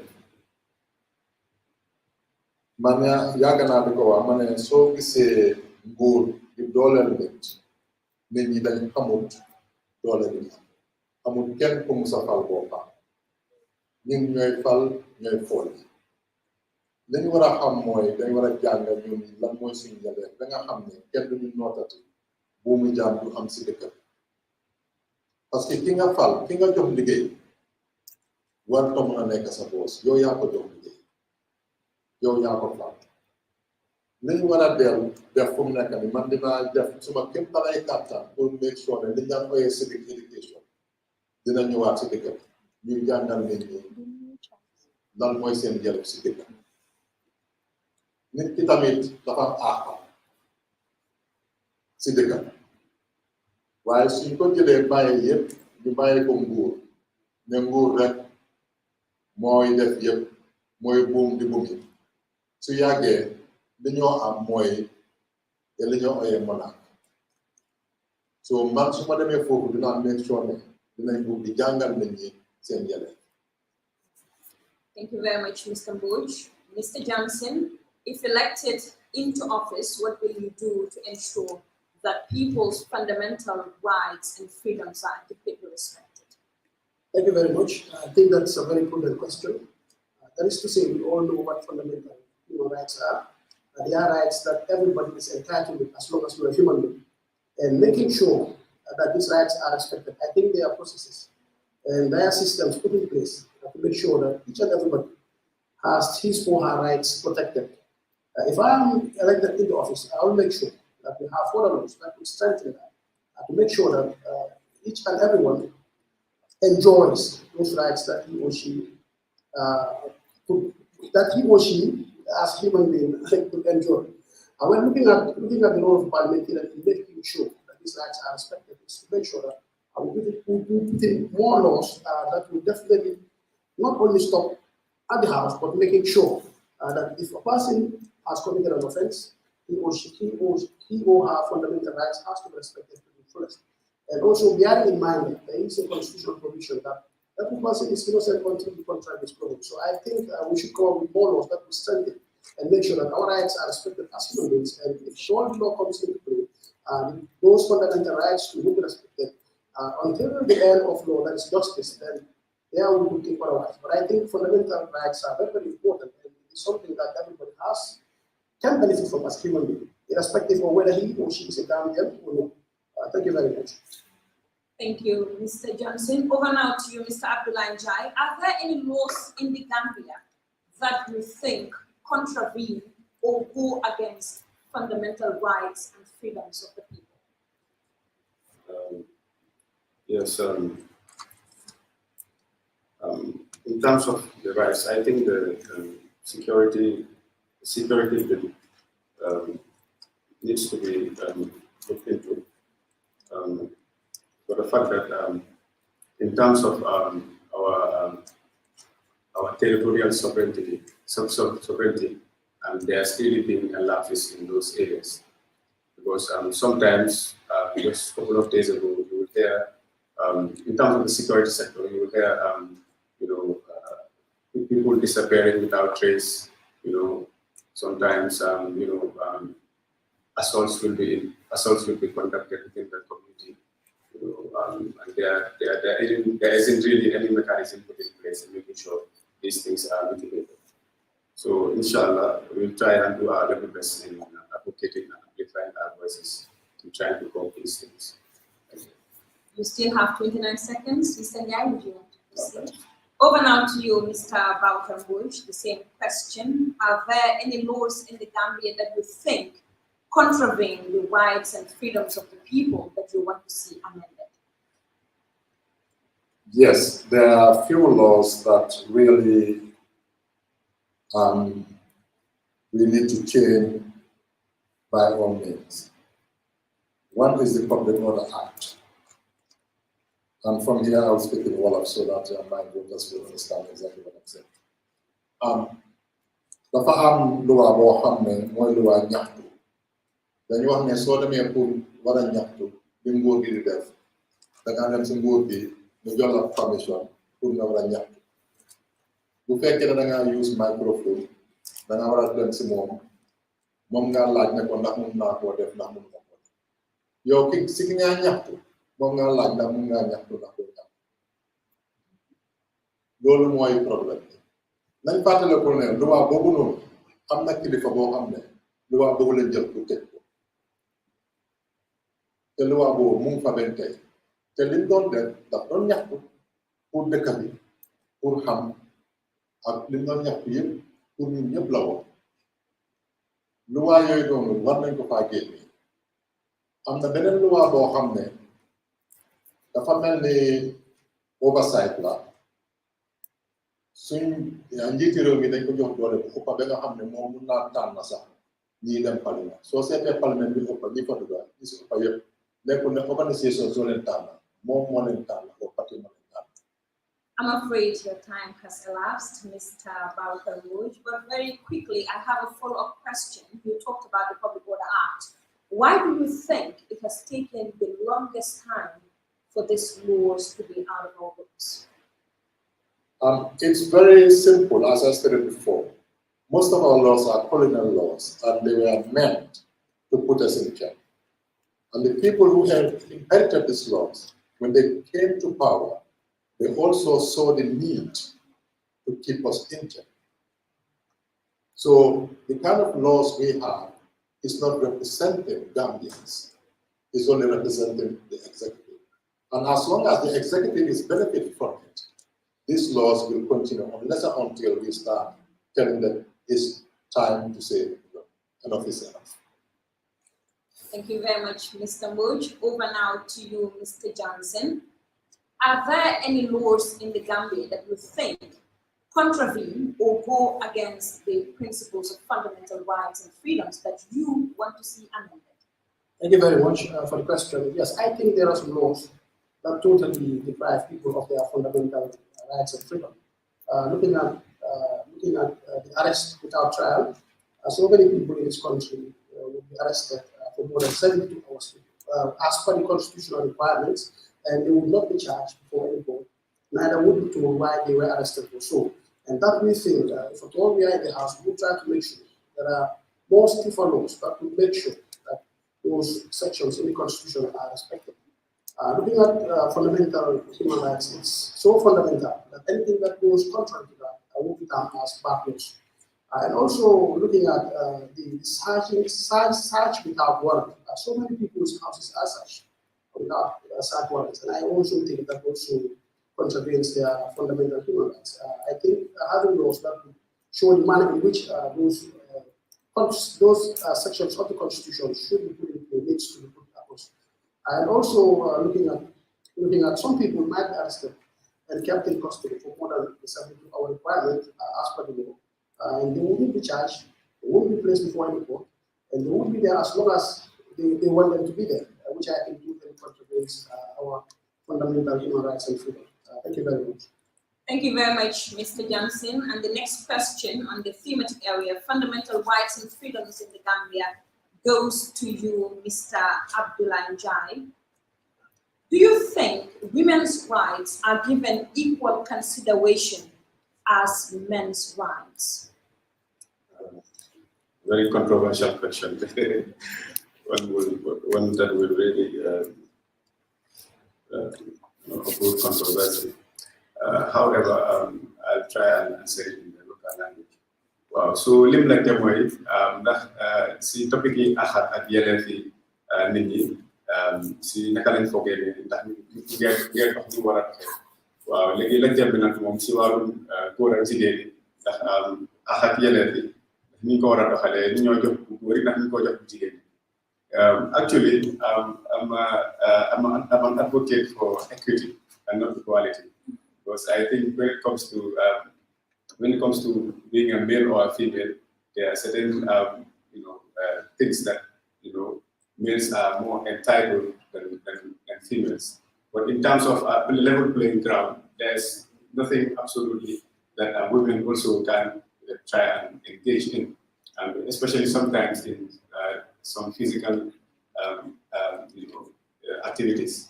So that's why I'm talking in terms of genetics. So that I would be in terms of natural genetics ñu yaada essayer. So nekkuma di waxee si wàllu ndax góor comme naa ne lu góor mun jigéen mun na ko waaye am na mbir yi nga xamante ni dafa am si nekk sa mbir fan la am man loolu loo xam ne gëm naa ko la waaye anything loo xam ne pour yokkal ci jigéen la man dama seetlu.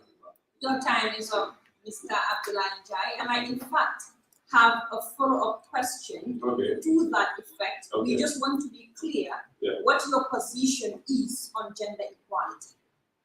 What my position is on gender equality? Yes, please. I think when you mention gender, you're talking of a male and a female. So there are certain settings of a male and there are certain settings of a female. So my advocacy is mostly based on having a level playing field for that of also women. Like, for example,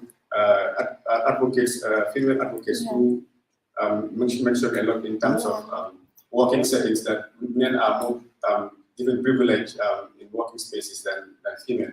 So I'm a strong advocate for that. And, I'm known for empowering women, have done many initiatives on a constituency level that have really impacted the lives of so many women, and I have tangible evidence to show. Thank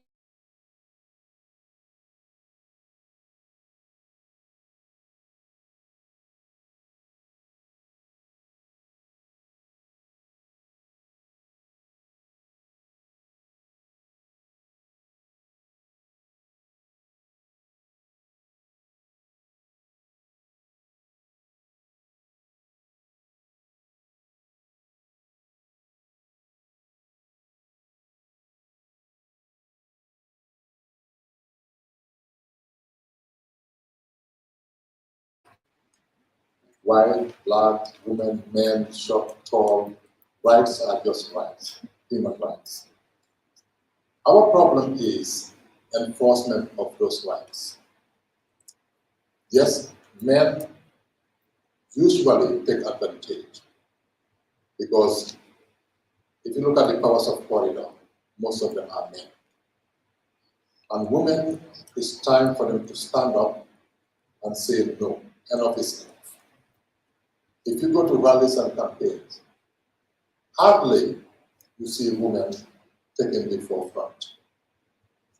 We confine them to cooking and clapping and dancing.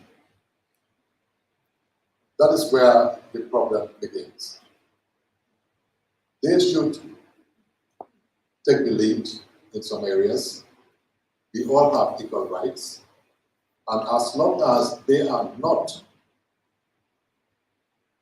willing to take it, because men will never give it to them, they have to take it. And I will be part of that group when they want to take it from them. Thank you very much, Mr. Boj. Over now to you, Mr. Johnson. Do you think women's rights in the Gambia are given the same consideration as men's rights? Thank you very much. I think I would love to answer that question, and I would definitely want to say that if you look at our laws, there is no law in Ghana that talks about men rights. All we hear about today is women's rights, women's rights, women's rights, women's rights. I believe women are being put into consideration. Now it's up to the women to also rise up and stand and fight for whatever that they think they deserve. And I think if you look at the population of the Gambia, women are more than the men. And we know as men, if you want to do anything without support and backing of the women, it's sometimes very, very difficult to achieve. So all that I can say is for the women to rise up and take up certain responsibilities. Let them get involved in politics. Let them be there and will definitely be at their back and support them. So I believe that level playing field has been created by the laws of this nation, and I think it's up to the women to pick it up and be part of all these processes that we're doing, and we can sometimes have a woman as president of the republic. Thank you very much. We still have 33 seconds. Would you want to continue? Thank you very much. We're staying with the thematic area of fundamental rights and freedom.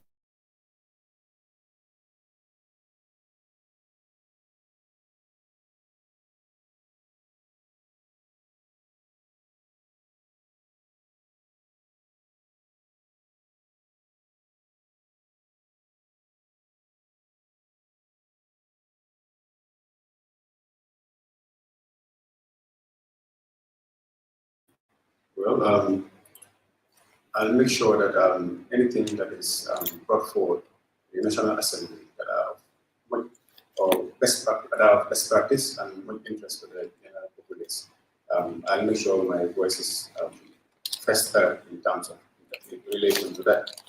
Because as a representative in the National Assembly, you are not only representing your constituency, but you're also representing the Gambia in general. So anything that has to do with the upliftment of the Gambian identity and protection of their rights, I think it's important. If you want to receive monies from UK, Europe, USA, Canada, Switzerland, and the rest of the world, Supersonic's money transfer has got you covered. With the largest payout network in the Gambia, you can now receive your monies anywhere you are, from Kartong to Koina, with less hassle. Yes! You can receive monies from your family and friends in UK, Europe, USA, Canada, Switzerland, and the rest of the world with our safe, secure, fast, and convenient service that offers you the largest selection of payout locations in the Gambia. Supersonic's money transfer. We are currently in 34 African countries and counting, giving you quality money remittance services that are second to none. Visit the Google Play Store or the Apple Store today to download the Supersonic's Money Transfer app and enjoy excellent money transfer services only with Supersonics. fu muy fanaan ak kuy wut ku ko wétali xanaa delloo buntu gi war la naa boole Yaa Faatu's Guest House tijjil na leen buntu bi ñu leen fa am ak ñaari cabinet salle yu yaña amal neen li nga xamantene mooy cabinet ak salle ñu somebody mentioned in our lives.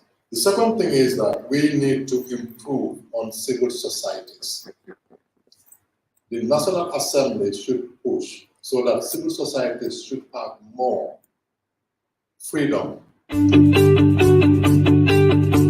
If you want to receive monies from UK, Europe, USA, Canada, Switzerland, and the rest of the world, Supersonic's money transfer has got you covered. With the largest payout network in the Gambia, you can now receive your monies anywhere you are, from Kartong to Koina, with less hassle. Yes! You can receive monies from your family and friends in UK, Europe, USA, Canada, Switzerland, and the rest of the world with our safe, secure, fast, and convenient service that offers you the largest selection of payout locations in the Gambia. Supersonic's money transfer. We are currently in 34 African countries and counting, giving you quality money remittance services that are second to none. fu muy fanaan ak kuy wut ku ko wétali xanaa delloo buntu gi war la naa boole Yaa Faatu's Guest House tijjil na leen buntu bi ñu leen fa am ak ñaari cabinet salle yu yaña amal neen li nga xamantene mooy cabinet ak salle ñu ngi leen amal AC ak fan salle bi nag lépp li ngeen soxla am na fa sofa yu nooy ñoo fa nekk TV bank fa cabinet boo dugga lal yu nooy leen fa amal nañ leen fa AC ak li nga xam ne moom mooy fan toilette yu set wicc amal nañ leen fa kitchen microwave fridge and room bu baax dama ne teranga day mut motax it Yafatus guest house amal len extra kitchen lepp lu ngeen bëgg togg mun ngeen ko toggé ci gas cooker bi ni those laws that we are putting in place actually reflects the aspirations of the people. Thank you very much. You have 44 seconds to go. Would you want to proceed? I'm okay with that. Thank you. Good enough. Mr. kuy wut fu muy fanaan ak kuy wut ku ko wétali xanaa delloo buntu gi warul na boole Yafatus guest house tijjil na leen buntu bi ñu leen fa am ak ñaari cabinet salle yu yaña amal leen li nga xamantene mooy cabinet ak salle ñu ngi leen amal AC ak fan salle bi nag lépp li ngeen soxla am na fa sofa yu nooy ñoo fa nekk TV bang fa cabinet boo dugga lal yu nooy leen fa amal nañ leen fa AC ak li nga xam ne moom mooy fan toilet yu set wicc amal nañ leen fa kitchen microwave fridge and room bu baax dama ne teranga day mut motax it Yafatus guest house amal len extra kitchen lepp lu ngeen bëgg togg mun ngeen ko toggé ci gas cooker bi ni kuy xalam di ci jaayu nak barke bi yaay borom amal ne li nga xamantene moy ndox ak courant 24/7 bu len tiit bu len ragal bu len xof ndax amal ne li di CCTV camera set ci len ñu ci Farafenni gannaaw garage basse bi Kawur highway very clean every day amna cleaning service ratio bi amul fedd Yafatus guest house teranga aduna bët kon nak set ci len ñu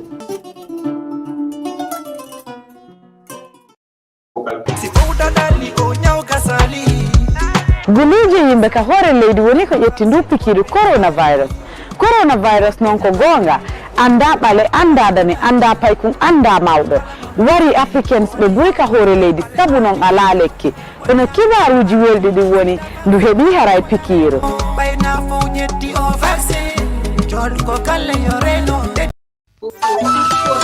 Reminded that this is the 20.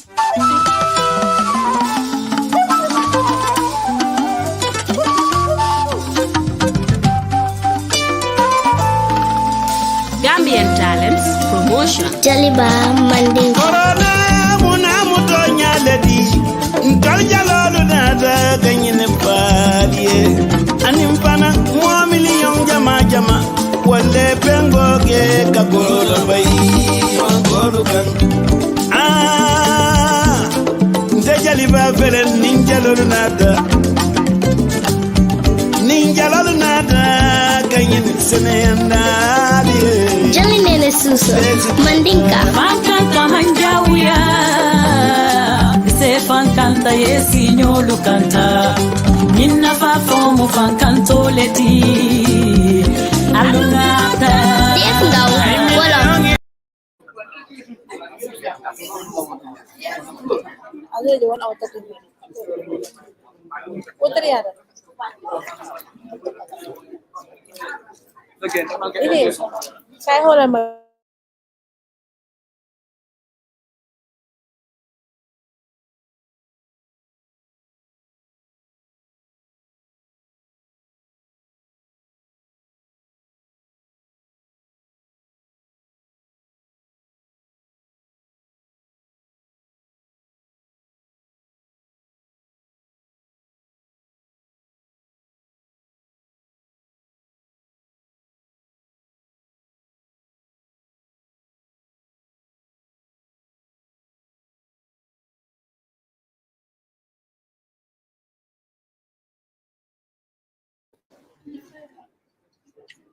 mana antar dia kana wala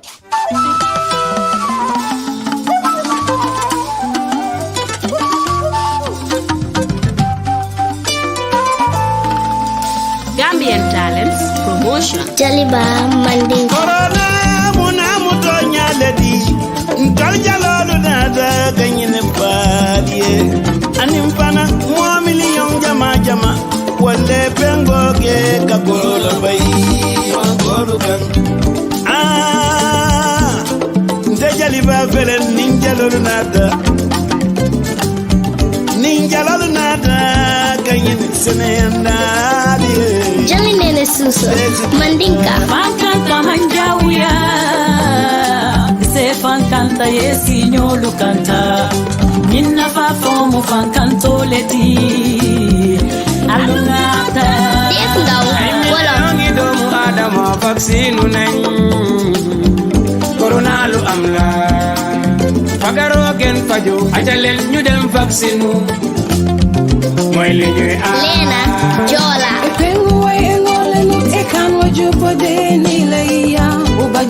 COVID-19 epengo we engole nun esontene bare petanga ye COVID-19 jankaroni manita alina katanga vaccine onyinta soyons sérieux avec ces vaccins si on se donne la main faut-il t'en gagner courant Mandinka alingata me vaccino me batuka ala alingata wale bentangala na alingata me vaccino me batuka ala alingata wale bentangala Tata dinding Mandinka pengota nyine ngangari pengota wale ndandi kama kuikan pula ime yeto yemo leki kingari jana nagor kuma debo ime joni kundandai Jakos Manjago konora ninja legi yang kabu kobula kutopu yaka jeji bingua yaka purpu kabu buru Alu Badara Wolof kuni anga warugal jiliye jarul tobi khar vaccine ama jogal jeli ko wow al sunure Sambu Susu Mandinka ani vaccinota ni mobe matantul mankana alinganji jambe ata ule ben takana Hambu Wolof vaccination bi ñëw na ci suñu réew ñun jëli ko war nañu ku ko jëlu doo am visa ngir dugg ci benn réew ndax dañoo bañ corona tasaaro Wolof kay leen ñu jëli ko vaccine bi ñu doon xaar kay leen ñu jëli ko mooy li ñuy aar kay leen ñu jëli ko vaccine bi ñu doon xaar kay leen ñu jëli ko mooy li ñuy aar Papa Wolof moo ñuy aare waaw ko jaxaate doy jaaxa Singate Sarahule Usuna buto Covid pengo haga kinye Usuna pengo ona pengo Je jangaro la way seren karnide Barhama Wolof vaccine bi du gaañe te vaccine bi du lor kenn am na ñu ne dafay wàññi nit ñi waaye du dëgg de garab bi du lor Ami Sose Wolof askan wi génn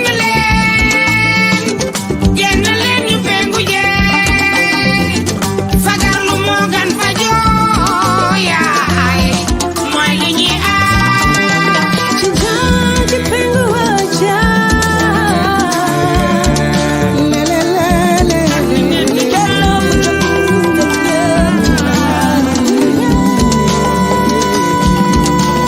Jeliko, yandi,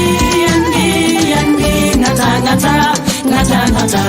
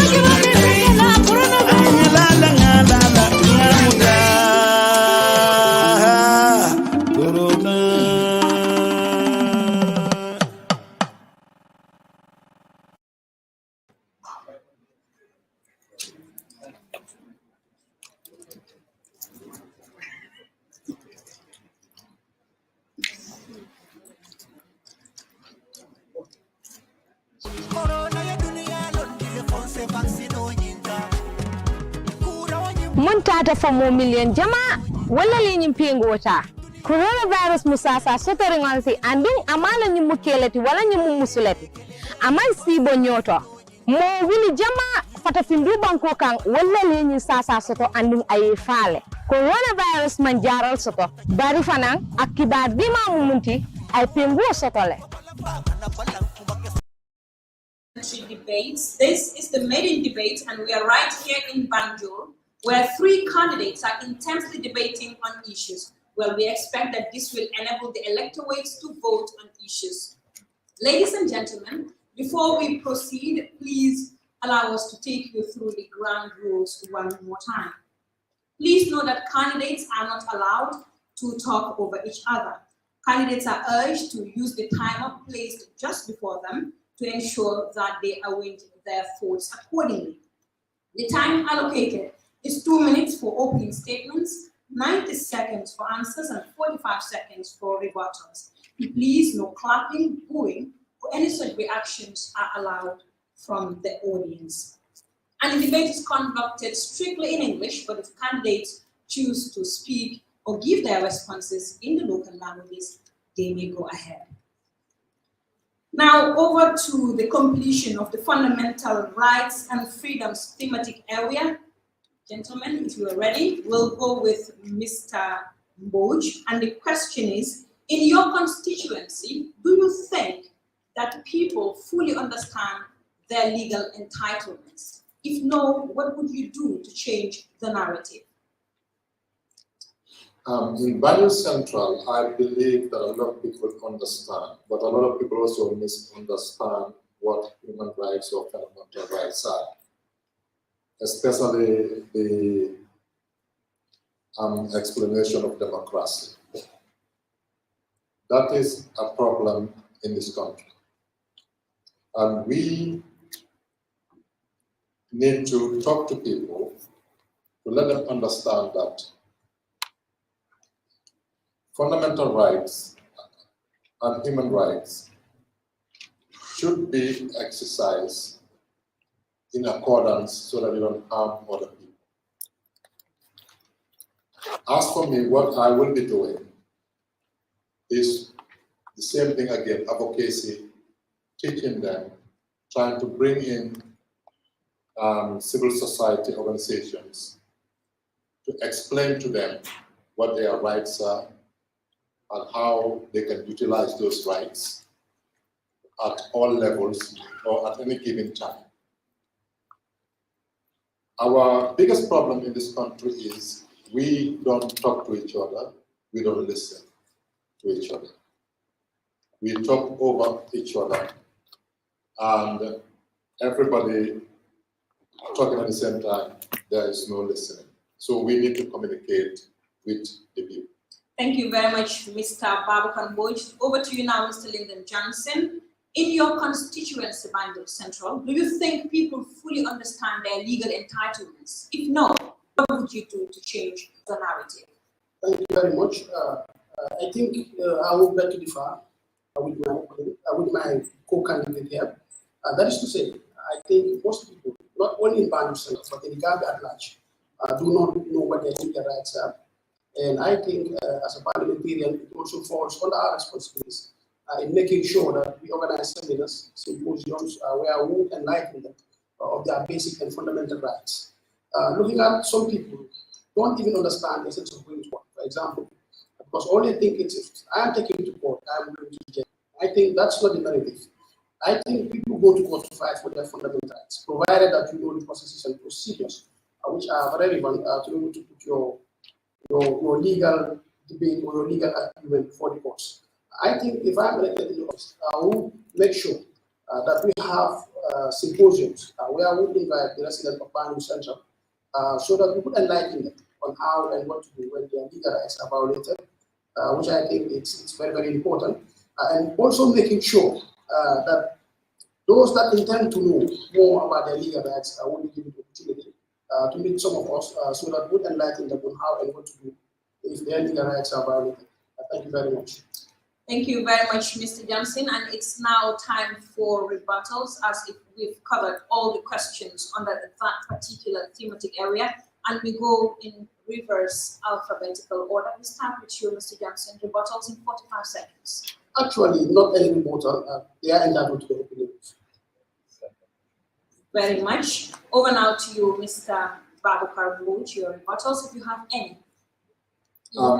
Di naa ko wax si kàllaama Wolof parce que li moom yàlla li ñu waxtaan fii mooy suñ àq ak suñ yelleef te suñ àq ak suñ yelleef diggante góor ak jigéen ndaw ak mag dañ ko war a saytu bu baax a baax ñu seet naka lañ ko joxante ñun ñëpp parce que ku si nekk nañ fàttaliku ne ku si nekk benn karta nga am ku si nekk benn kàddu nga am so dafa mel ni bon ku si nekk benn àq nga am benn yelleef nga am dañ ko war a joxante bu baax a baax te liñ mun a def mooy ñu jëm koo saytu sàmm ko ba nga xam ne kenn du loor kenn kenn du sonal kenn noonu la réew bi doxee noonu la nit war a dundee. Thank you very much, Mr. Babu Karambouch. Mr. Abdullah Njai, do you have any rebuttals? No, I don't actually think really share the same ideas. Thank you very much. And we are now moving over very quickly to the other thematic area on political issues. And we're going in reverse alphabetical order. This time we start with Mr. Lyndon Johnson.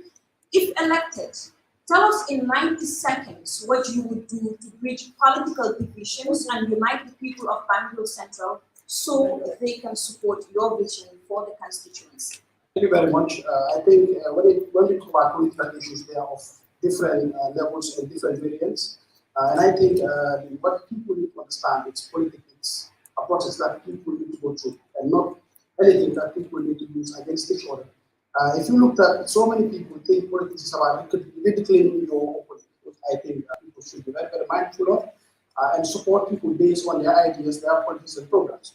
If I'm elected into office, I will try to make sure that we have symposiums, we have seminars where we definitely want to discuss with our people instead of trying to enlighten them, for them to know that politics is just a process and not anything that comes on any levels or so.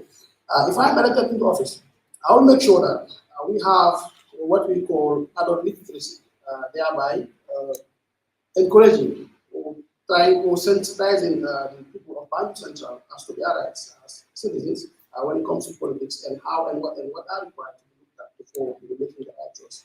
Thank you very much. 27 more seconds. I'm good with that. Over now to you, Mr. Babu Karambouch. If elected, what would you do to bridge political divisions and make sure that the people of your constituency support your vision? The people of my constituency doesn't have much problem within ourselves. Yes, we have the politics of, I don't know how to call it or how to put it, but the people themselves, Banjul Central, we are all one family. And as you see here, I'm his uncle. We are blood related. So the people of Banjul Central, to unite them is not a difficult task to do.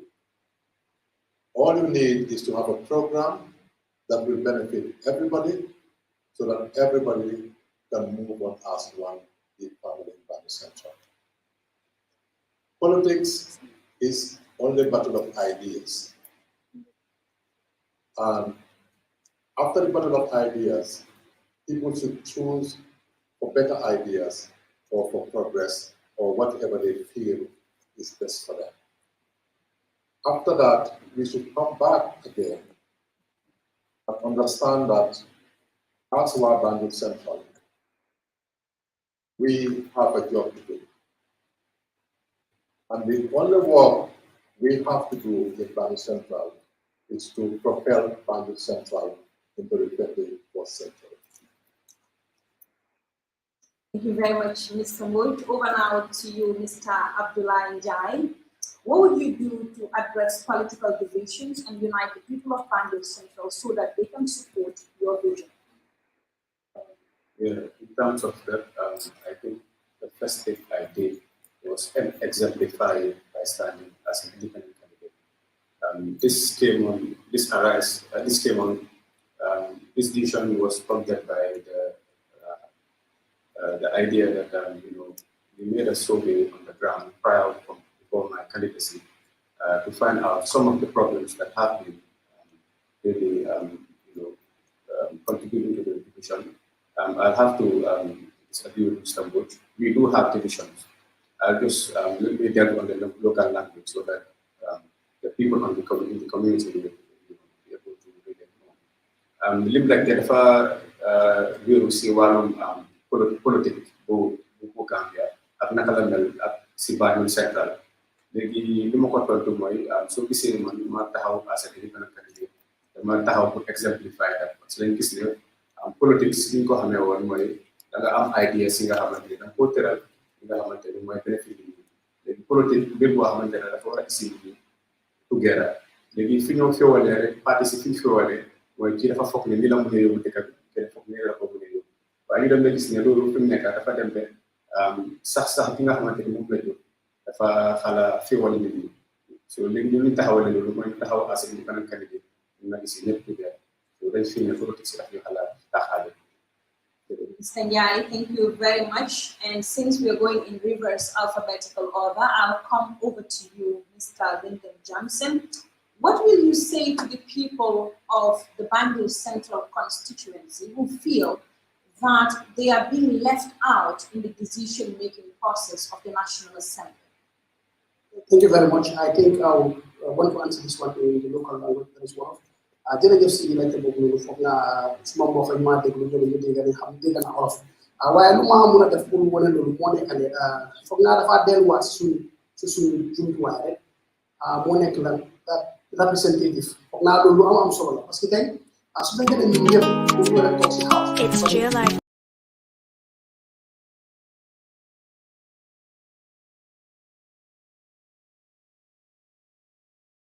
loolu dafa nekkal loo xam ne lu am solo la te nit ñi tamit dañ lay feel all the time mais suñ leen soxlee rek la ñuy dem si ñoom parce que ñu ne politiciens yi ñoom dañoo ñëw wax la ko bu ne soo paree dem am loo am ba pare nga fàttali loolu dafay tax dafay tax wala boo xam ne si li nga xam ne moo tax ñu bari tey soo leen ne kaale ñu def politique bu kaale ñu def expérience ak gars yi bañ a dem because dañ lay feel na unité bi soo ko joxee rek yéen fàtte na la ñu bëgg a pour wan na leen ne this time around is going to be different because tey soo seetee fii ñu ay taw leen te def ngeen boo war a ñëw continuer this political field ba si kanam ak kanam so foog naa dinañ try pour def lu war moo nekk nag suñu yàlla may ñu dugg fa ñu try ñu diisoo ak suñu ñi di waxtaan ak gaay di jël seen contribution si seen xalaat yi ko yóbbu si ndax su ko defee lépp lu fa amul di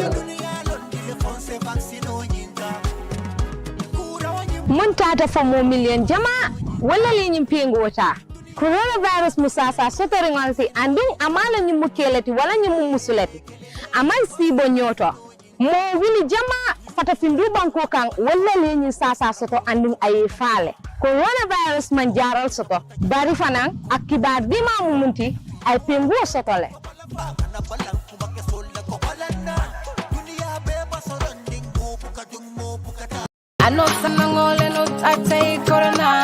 bukan waringe si million so jupae kungangar ama pikreti coronavirus kwa kaka sumut kanu manje bajuta nyine bajuta lifa bajuta nyine bajuta steak kaka ko sumut kanu manje bukana tuku gore barni baj ke bare sumu yene tere go diko sumut kati coronavirus tate ten tembe nyaaji baj pikreti ko nem vacciner manje annonce tan awurna pour mana janga yo bangola tanka fanga fa ko sumut kati covid-19.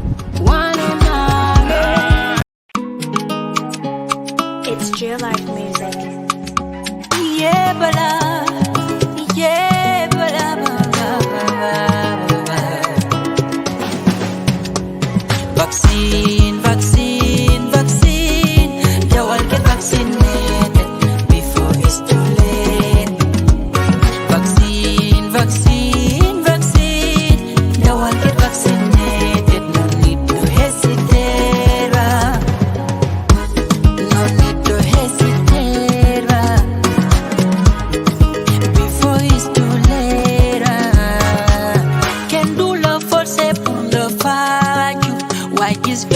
Banyak faju kuci tengah haru Sunywa refla pur New York aru Dak new dan febar pili le morau fakaru Get vaccinated punga aru from getting COVID Arsa bapu aksa dekando baken dusik Jal komoy luar suny buke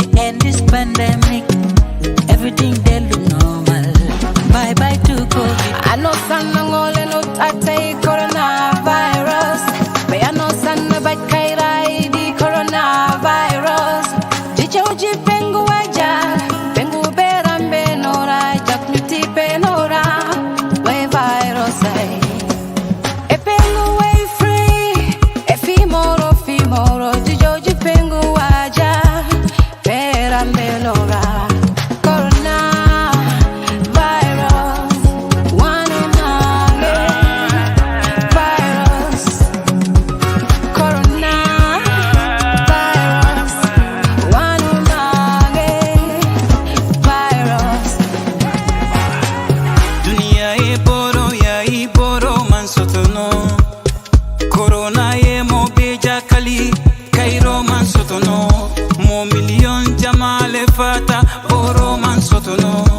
Sasa mansilong besa sotono movi mokoi besa sotono fankanta kurto mone buka farano foisi fantanka ye vaccine sonota kamodo lutanka besa sotono dara por condara de boyo dara maudo dara pai kunjoni Ndara porto jo jaka Ndara marto ndara basudo Ime pengo de Dande ore men dande fai bebe jaka Gare pengo de Dande ore men dande fai bebe Yandi dande nene Dande baba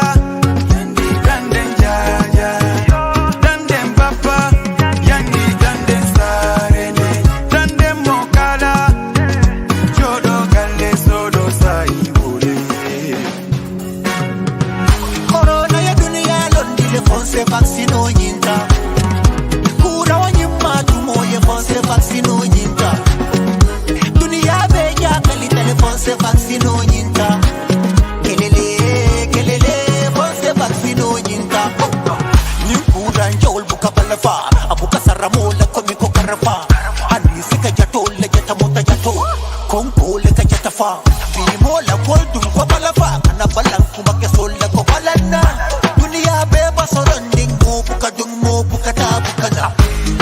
Vaccine binyuna tawa jeliko boko jelule lorne nga nekkal aral say xarit ar say dëkkandoo dawal gaaw bala jeex waaw dégg na mag ñi naan decu na fekk jëf wees dawal gaaw bul toog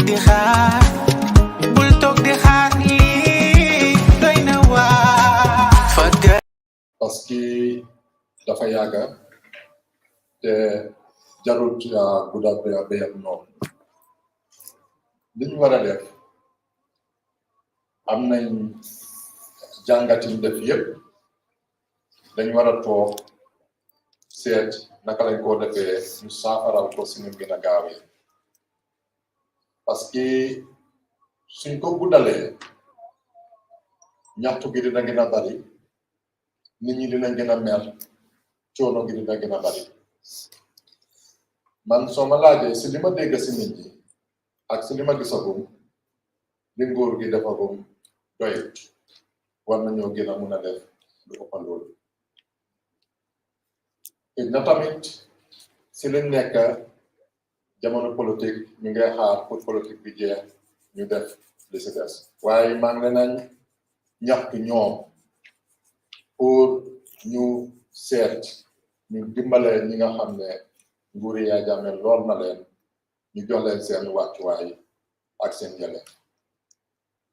Thank you very much, Mr. Mboj. And finally, over now to you, Mr. Abdullah Njai. Is the current government doing enough to heal the wounds caused by the government of former President Yahya Jammeh?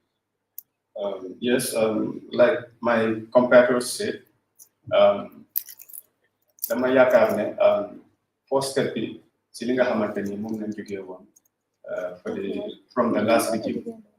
Settings yooyu yëpp tegoon nañ ko mooy lan try teg commission si war try teg nit yi nga xamante ni ñooy doxal commission yooyu try waxtaan ak ñi nga xamante ni ñoom ñoo def tooñ bi ñi nga xamante ni tam ñoom lañ tooñ ñu toog waxtaan mën a d'accord pour reparations mën a am maanaam ku si nekk ñu jox la sa yelleef yaa ngi gis waaye loolu bi nga xamante ne passé nañ si loolu nag dañ gis ne li si ëpp si li nguur bi war a tëral parce que bi nguur bi di taxaw dañ ne dañoo am ay national development plan léegi national development plan boobu noonu commission si nga xamante ne moom lañ teg noonu was a good start waaye however dañ feel ne fi mu nekk te li nekkul suma kaddu rek la waaye ñun li nga xamante ne ñu koo wax te ñaxtu yoo xam ne si nit ñi laa jógee dañ gis ne dëkk bi mu ngi doon dem si ni mu war a demee waaye dañu nekk di jël tool for the worse parce que da ngaa gis ne mboolem loo xamante ni si wàllum luy gën a yóbbu dëkk bi si li doon waxtaan si wàllum agriculture try pour dekkali yaxali pàcca bi pour try ñu xam nga ñuy dundal suñu boppa waaye bañ dem dee bu keneen yaa ngi gis ñuy try tam di créer di invent di innover fii nii Gambia pour di ko mën a jaay si yeneen dëkk yi pour mën a am koom-koom ñu gis ne yooyu noonu yëpp dafa des si dëkk bi Your time has elapsed, Mr. Njai. Thank you very much. And final question for this thematic area and political issues. Mr. Johnson, will you support the passing of the draft constitution, the new draft constitution, just the way it is? Well, jërëjëf si laajte boobu noonu foog naa ne laajte bu am solo la soo seetee constitution ñu ne mooy loi boo xam ne moom la tëralee ni ñu bëgg a doxalee seen dëkk te foog naa nit ki balaa ngaa mën a wax ne da ngaa bañ wala doo nangu wala da ngaa bañ wala nangu il faut nga xam lu nekk si biir loi yooyu parce que soo seetee loi dafa nekk loo xam ne tey nekkul njëriñu kenn nit rek moo tax ñu ne loi bu ñoo tegal muy constitution bi njëriñu réew mi yëpp la ma foog ne dafa am solo trop nekkul ne lépp loo xam ne mooy dee nekk suñu bëgg waaye dañ di ànd ak yëpp seen bëgg la loolu moom amul fenn waaye foog naa bëgg yu bari moo ëpp solo draft constitution bi tey foog naa bokkoon na suñu tax buñ ko passé loo moo nekk dañu bari dañ si amoon seen interest yoo xam ne dañ ko si doon séntu waaye buñ demee ba gis ne seen interest yooyu nekkul fa dañ ngaa gisaat pour suufa am well man foogoon naa ne su ma fa nekkee tey incha allah su fekkee yàlla dugal na ma fa incha allah seen loo dinañ try pour seet yan section ñoo fa nekk yoo xam ne li ñu bari seen bugg a àndul si ñu seet naka lañ ko génnee ñu make sure su ñoo dugal loi boobu bu nekk loi boo xam ne ñu daan nañ si suñu bopp yëg si suñu bopp parce que loi yooyu suñ ko dugalee mooy nekkaat loi yoo xam ne moom mooy wane naka la ñuy doxalee suñu dëkk naka la ñuy doxalee suñu nekk ak government bi naka la ñuy doxalee ñu neen foog naa dafa am solo trop pour ñu bàyyi si xel si boobu tamit te tamit ñu moytu nag individualisme man comme man ay ne man damaa seet bi moom arrangé ko man foog naa loolu moo tax suñu kaw tamit ñu demu si kanam ñu make sure su fekkee yàlla damay wax nañ seet bi la soxla ñu ko xool jërëjëf. Thank you very much, Mr. Johnson. Over now to you, Mr. Mboj, very quickly. Will you support the passing of the new draft constitution just the way it is? Man sama la draft constitution bi ni man yàgg naa see wax suma position mooy woon ne jarul sax ñu egg fi parce que biñ amoon dañ ko caxatee li ñu war a def rek mooy seet li si bon ñu génne ko dugal ci li baax ñu bàyyi ko ñu continuer di kon yaa xaalis bi yëpp di fa doon egg waaye comme que dem nañ ba am bii te ñun ñëpp mënuñoo kontaan loolu ñëpp su doon man dama wës ko ñu paas ko parce que li fa nekk man bi ma ko jàngatee li si ëpp yëpp nit ñi la joxaat doole waaye soo gisee mënut a jàll ak ñu bañ koo jàllale parce que am na ay fiw kàddu yu fa nekk ñoo xam ne méngoowuta exécutif bi ñoom lañ amul masla amul wax bi neex lii moo tax ñu rey draft constitution man dama gëm ne waa ñi toog parlement waruñoo na am sax doole bi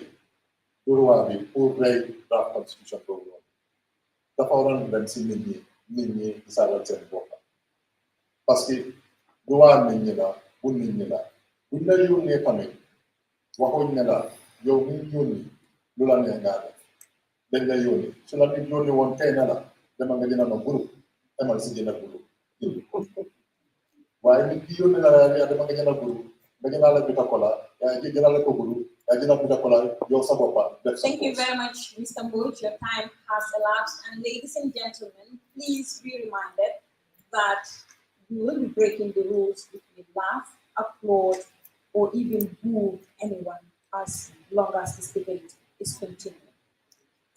Finally, over now to you, Mr. Abdullah Njai. Will you support the passing of the new draft constitution just the way it is? Yes, absolutely. Because I was one of few that did contribute in one way or the other towards the draft constitution. Draft constitution, the community you understand about it. Constitution, my law, Hamanteni, more government data. Manam lepolo Hamanteni, you did a war at the constitution. Constitution, su nekkee wàllum kayit la moo gën a mooy kayit bu gën a kawe si kayit bi Gambia bi parce que moo ñu am ba pare pour ngeen understand ne tam importance si draft constitution bi mooy mbir boo xamante ni su koo xamante ne jàngalekat la xalaatam dugg na si koo xam ne xalel la xalaatam dugg na si student bi xalaatam dugg na si mag daw imam yi christi catholique si seen xalaat mu si jullit yi seen xalaat mu si xalaati mbooleem koo xamante ni juddoo Gambia nga mu ci ba pare li nga xamante ni noonu lañ bëgg a dikka bi mu doxee tam suñ xalaati dugg na si constitution bi so di mooy kayit boo xamante ni amul dara loo xamante ni fa nekk loo xam ne feneen la jógee ñu isil ko waaye lii suñ xalaati boppam léegi man lu ma dooree wax fii ni always maa ngi contrôle narrative bi in terms of the draft constitution parce que xam naa importance si document boobu pour suñ dunda ñun ñëpp te si loolu la ñoo dox te incha allah comme ni ma ko waxee woon ay parliamentarian ñi nga xamante ne yaa leen fa teg ñoom ñoo foon noo te loolu mën a taxaw fu mu nekk di kon time bi passé nañ fi nekk kon ñu ngi ñaan ngeen am wéti si ñi nga xamante ni ñoom ngeen a teg foofu noonu. Thank you very much, Mr. Abdullah Njai, and that brings us to the end of that particular thematic area on political issues. Now we'll invite rebuttals. If you have any, we'll start with Mr. Johnson. 45 seconds. Well, like I said earlier, I think they're entitled to the opinions and I have no rebuttals. Thank you very much, Mr. Bush. Any rebuttals? As for the draft constitution, I think it's very unfair and unethical for parliamentarians to kill it at the infancy stage. This belongs to the people. It should have gone back to the people instead of them making the decisions for us. They are working for us. We are not working for them. We make the decisions and they should understand that we should make the decisions. Thank you very much, Mr. Bush. Mr. Abdullah Njai, do you have any rebuttals, please? Yes, actually, I do have. With regards to what Mr. Bush just said, I think the draft constitution, as we said, the CRC thought the length and breadth of this country and going to the grassroots, at the grassroots level. So they've made like the lowest person in the country up to the highest person, they've made everybody. And everyone has put in their input. So the thing is, I could even remember, among many of my compatriots, were part of people that really called our representative in reminding him of the importance of this bill, and passing it through. So it's just rather unfortunate that we don't have the right representatives. And that is the thing we wish to change. And we feel that we are the right person to make that a reality. Thank you very much, Mr. Abdullah Njai. Foreign policy and diplomacy is the next key thematic area that we'll be looking at tonight. And my first question goes to Mr. Lyndon Johnson. What do you think should be the Gambia's top foreign policy objective and why? Jërëjëf si la tegu loolu dina bëgg a dooree ñun ñëpp dañ dégg la ñuy wax ne no man is an island kenn du tamit sa bopp saxaatuma si réew foog naa ne am na solo trop pour réew yi ñoo xam ne ñu nekk fii suñu boor ñoo xam ne ñoo sori pour ñu am diggante boo xam ne dina ratax ne parce que tey soo seetee ñun Gambia foog naa ñu ñoo di soxla yu bari bu ko soo seetee Gambia tey lan nga mën a defaral suñu bopp foog naa ñu na trop loo xam ne fii lañ koy defaree from day one ba jeex so da ngaa gis ne ñun most of lu ñu dee def most of lu ñoo yu sukkee most of lu ñoo jëfandikoo Gambia daal beneen réew la ñu jóge so foog naa am na solo trop pour ñu bàyyi xel si suñu diggante réew yooyu noonu naka la ñoo doxalee mbir mu gën a rafet réew lañ bi ne léegoo léegi suñu amee the closure of the border between Gambia ak Sénégal am na ñoo xam ne dañ si solo trop parce que ñoom ñu si diggante ñaari réew yi di jëflante gaay si anam bu nekk ma foog ne tamit su fekkee ne ñun dugal nañu si house bi dinañ make sure ñu am loi yoo xam ne dina gën a rafetal diggante and tamit ñu bàyyi xel na lii dafa nekk loo xam ne it's reciprocal mooy comme nga jox nit ki nit jox la dégg nañ tamit ay wax yu bëri mais léegi mu nekk ñu leen leen disadvantage si soo mel ni si yoon yu bëri ñi nga xam ne diggante ñaari réew la day nekk ma foog ne suñu fekkee am nañ opportunité pour dugal si house bi dinañ make sure ñu isi loi yoo xam ne dinañ gëstu yooyu seetaan naka lañ ko defaree waat mu rafet parce que tey doo wax ne loo soxla yëpp ci nga ko amee am na yeneen yoo xam ne dafay jógee beneen. Your time has elapsed, Mr. Johnson. Thank you very much. Over now to you, Mr. Babakar Mbodj. What do you think should be the Gambia's top foreign policy objective and why? Right now, the kind of foreign policy we have, maybe I'm a little bit too ignorant, but the only thing I see is we have a begging foreign policy. That is, we develop a strategy opening embassies in countries which don't contribute anything to our development. I think our foreign policies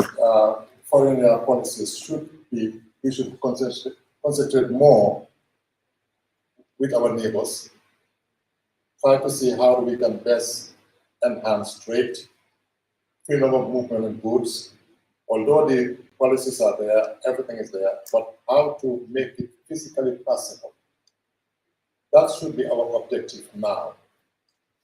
Because all we need, really, we can get it around.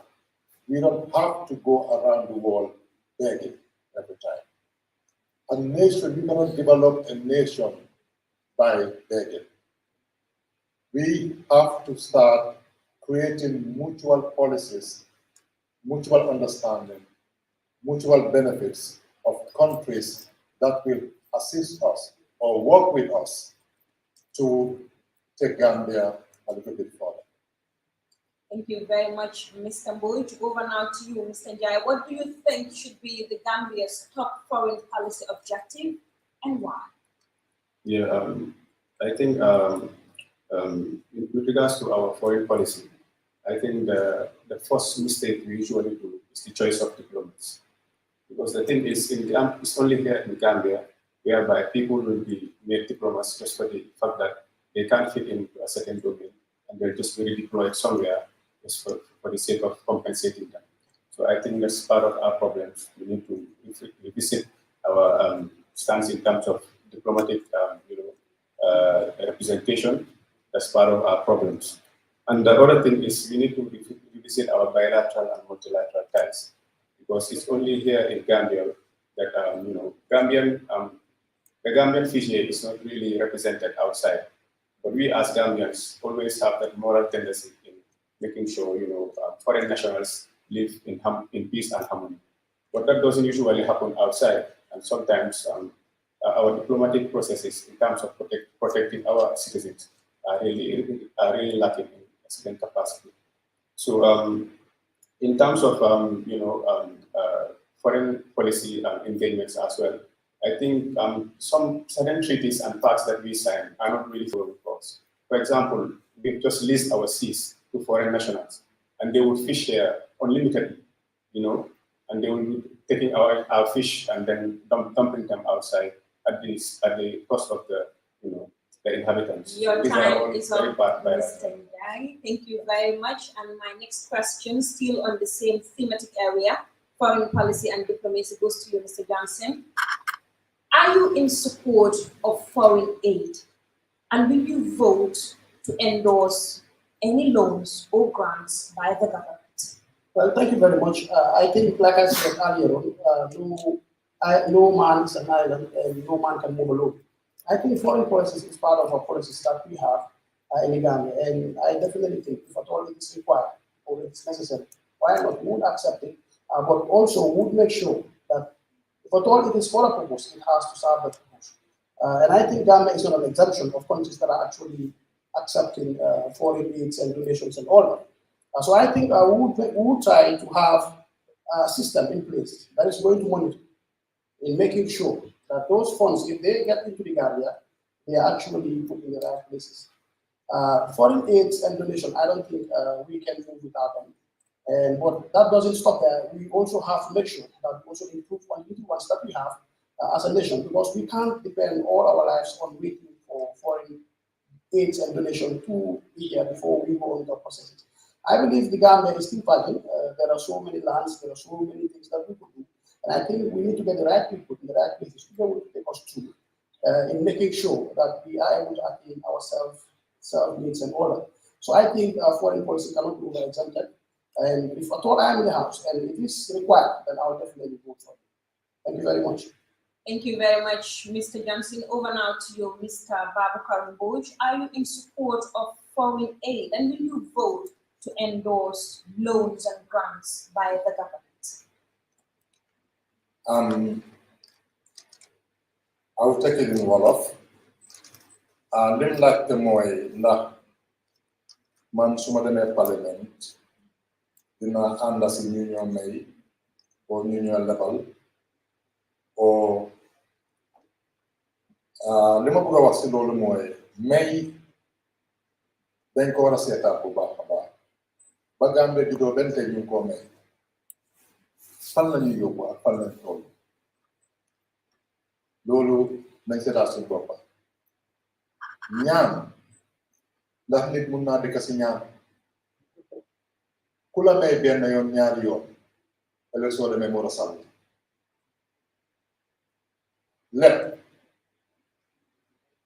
leb ayut waaye soo lebee na nga leb dugal ko foo xam ne dina njëriñ ndax nga mun a fay ëllëg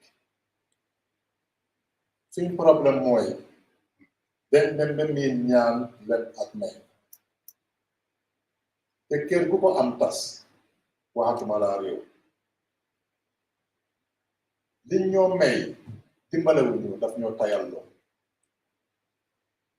liñ ñoo may ñu bari xamuñ ne li si ëpp yëpp ki la koo may dafa delluwaat di kaay parce que li ñoo may yëpp moom daf koo jëli di form of consultancy.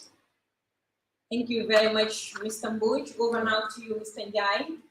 The question is, are you in support of foreign aid, and do you vote to endorse grants and loans by the government?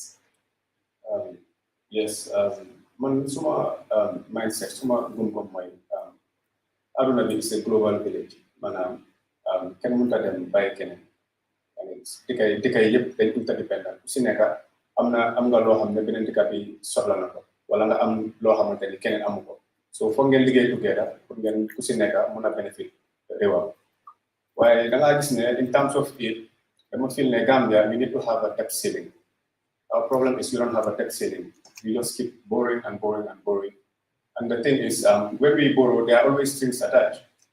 Kinga hamante ne dafla job on a multilateral level. Minga hamante suneke would be teka jox nako aid. Minga hamante ni daf ko may xaalis. Maybe dafa am leneen li nga xamante ne daf te dox si ron loo xamante ni kooku si interest am la moo nekk man suma advocate mooy ñu nañ try ñu make best use of suñu natural resources moo tax ma make mention of suñu géej gi yaxali pacha mi ngi ni ñu ngi am problème rice importation fi mu nekk mi ngi skyrocket prices yi mi ngi high so Gambia fi mu nekk we need to think inward rather than always ñuy because right now fu prices yi nekkee di high if at all yaxali pacha at least mu ngeen dox nu mu war a doxee ba nga xamante ni dina am at least doo dina métti suñ ko waaye in terms of rice dañ am lu ñoo subsidize as a nation loo xamante ni li ñoo war a import du xaalis bi ñoo fay ko importation du bëri.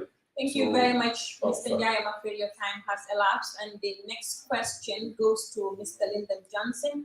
Do you think the government should accept deportation of Gambians from the West? Please state your reasons. jërëjëf si ndeke boobu noonu foog naa am na solo trop waaye man lu ma dooree si loolu mooy fii foog naa kenn nekkul fii si àdduna te amuloo koo jóge te loolu mooy dëgg bi te foog naa soo waree dem si gëm jàmm dafa am sarta yoo xam ne ñooy ñaa war a topp soo seetee ñun Gambia fii am na ci sarta yu teg pour anybody koo xam ne nekkul waa doomi réew su ko ñëwee yan sarta la war a mën a jaar ndax ñu mën a am xeet ko fi dëkkat ma foog ne yeneen réew yi tamit am nañ seen sarta yoo xam ne tey suñu la bëggee jox seen kay ñu nga dugal seen réew dafa am sarta koy jaara pour ñu mun laa jox seen kay nga dina seen réew am na ñu bëri nag dañ foog ne si biti moo gën fu ñu dëkkat ñoom ma foog ne loolu tam dañ si war a bàyyi xel parce que ñu suñu njiit ñoo teg police ñu war a xalaat naka la ñoo dimbale suñu njiit suñu dara ndax mën a am dara fii man de su ma fa nekkee anything that is not legal foog naa ne dama si jéem a taxaw ne dama si jéem a support bu ñaata support lu ma def mooy what is right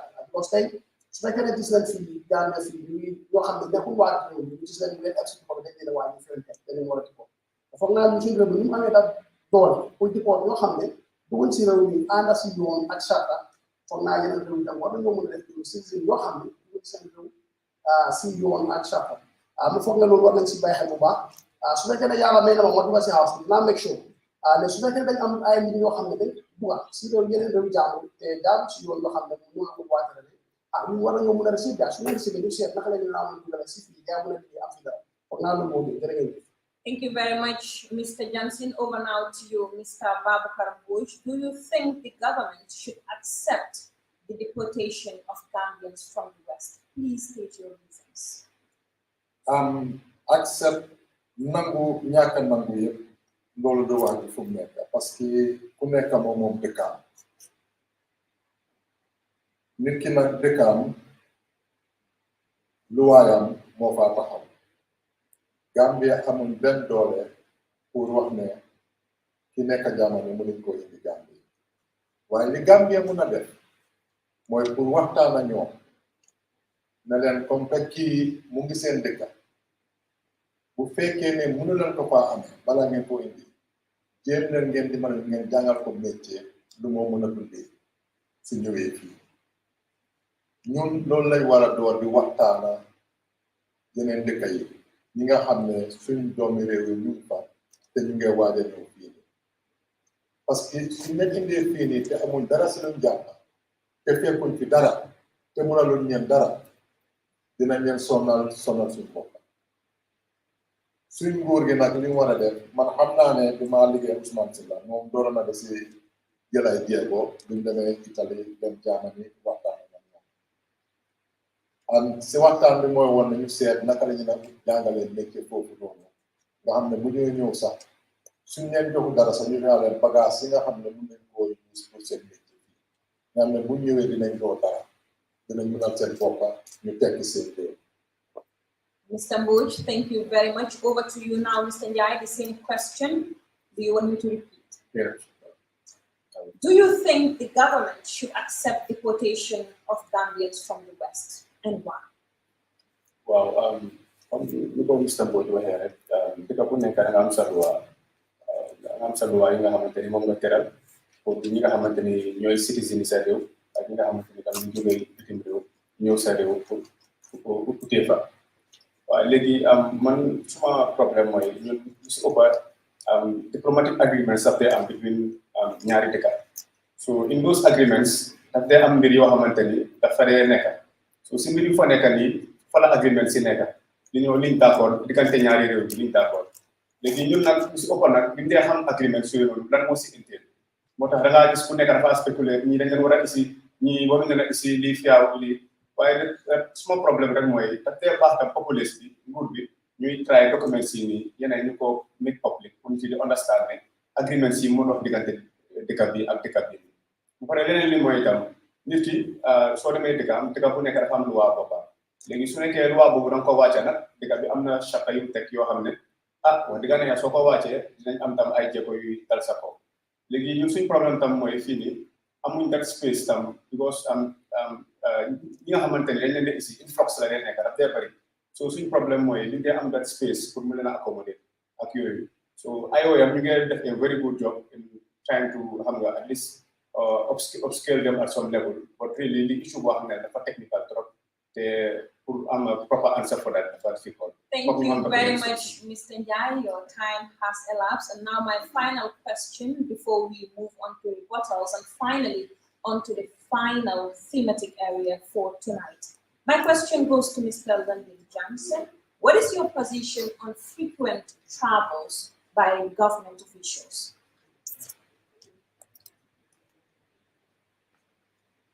Your mic, please. jërëjëf si laajte boobu noonu foog naa ne tey soo ne nguur dafa am lu bari loo xam ne loolu daal baaxoo ñun ñëpp xam nañ ne suñu government officials yi all the time dañoo fi dem yeneen either for bilateral relationship or else we dem pour loo xam ne dafay njëriñ askan bi foog naa lépp loo xam ne daal dana njëriñ askan bi suñu top government officials yi war nañoo jël parce que xam nañ ne lii daal bi loolu mënu ko fi amee o feneen lañ ko mën a amee so foog naa loolu noonu it has to be reviewed in the sense ne not going out just to go and have just to go and meet your family members out there or meeting your friends or so mu war a tax suñu xaalis yi boo xam ne si loolu la jógee pour mën a fond that team foog naa lu ñu war a def as parliamentarian mooy ñu make sure dinañ am loi yoo xam ne tey képp koo xam ne yaa ngi war si turi government dafa ida war a reflect this to that is si looy demal loolu ñu ngi askan bi nag si njëriñu ou else mbir yi dafaa nekk loo xam ne tamit tey soo si demee da nga am a bàyyi la solution pour ak beneen dëkka si noo leen am na defee gàllankoor bi nga xam ne sa everybody comme ni ko waxee rek ñu xam nañ gàllankoor fii am na bari loo xam ne tey fi leen koo defaree fi leen koo starté comme process bi fi photo ko fi waaye su fekkee ne dinañ mën a am comme ay yu foog naa ne nécessaire trop pour ñu am suñu government official si ñu tukki ñu dem seet loo xam ne suñu ko fi isi ñu gis suñu bopp askan bi ñu doon gàllankoor. Mr. Johnson, thank you very much. Mr. Babakar Mbodj, what is your position on frequent international travels by government officials? That's a very interesting question. It all depends on who is traveling, why is he or she traveling, and for what purpose. The basic problem is not only the traveling. The basic problem is most of the time the wrong people are traveling because of greed, because of they just have the opportunity. When you travel, it must be that it will benefit the Gambia and Gambians as a whole. I don't understand, for example, a director going for basic training, then you shouldn't be there. In that sense, yes, I'm against it. But if they are traveling for the purpose of bettering themselves or for the purpose of helping Gambia to become a better Gambia, yes, I'm for it. But just traveling for the sake of allowances, the answer is really no. And we should be very, very honest with each other. Government and nation building is not I. It should be we. It's sacrifice. Those on top travel when necessary and when needed. Mr. Mbodj, thank you very much. Mr. Njai, over to you. And the question is, what is your position on frequent travels by government officials? Yeah, well, it's quite alarming to check the expenditure reports of with regards to travel expenses as per to government officials. It's quite enormous. And one can argue that most of these travels are usually irrelevant and not fit for purpose. So it's quite challenging. But I think as a monitoring unit of some sort can be set up at an executive level in making sure that these travel routes are well monitored, and the things that are the things that are put in place for the individuals are well set, and that the travel is also fit for purpose. It's quite unusual, but here in the Gambia, you would see, certain individuals, applying abroad to be able to attend certain conferences that have no actual relevance with regards to the work that they do. So this is quite alarming because, like my comparator said here, it's mostly based on greed and of personal interest. So these are things that we need to change and look into properly. So I'm not in support of that, and I hope a proper monitoring mechanism of some sort can be put in place, making sure travels are fit for purpose. Many thanks, Mr. Njai. And with that, we come to the end of the thematic area there on other issues. Now it's time for rebuttals. If you have any, Mr. Johnson. Not at all. Thank you. Mr. Mbodj, any rebuttals? You have 45 seconds. Yes. ñu doon waxtaane si kàllaama angale mooy ñiy tukki saay bu nekk nguur gi ndax ananas ndax ananas li ma doon wax mooy bu fekkee ne da ngaa tukki pour mu njëriñ dëkk bi ananas waaye tukki pour yaama neex nga dem tukki pour just pour am dara pour def sa poos te dëkk bi njëriñoo ci dara loolu amaluñu njëriñ ñiñ fa teg yëpp dañ leen teg pour ñu liggéeyal dëkk bi ñu bàyyi xel ne dañ war a liggéeyal dëkk bi waaye nguur gi tamit dafa war a bàyyi xel ne nit ñi dañu war a fay lu ñu mën a liggéey.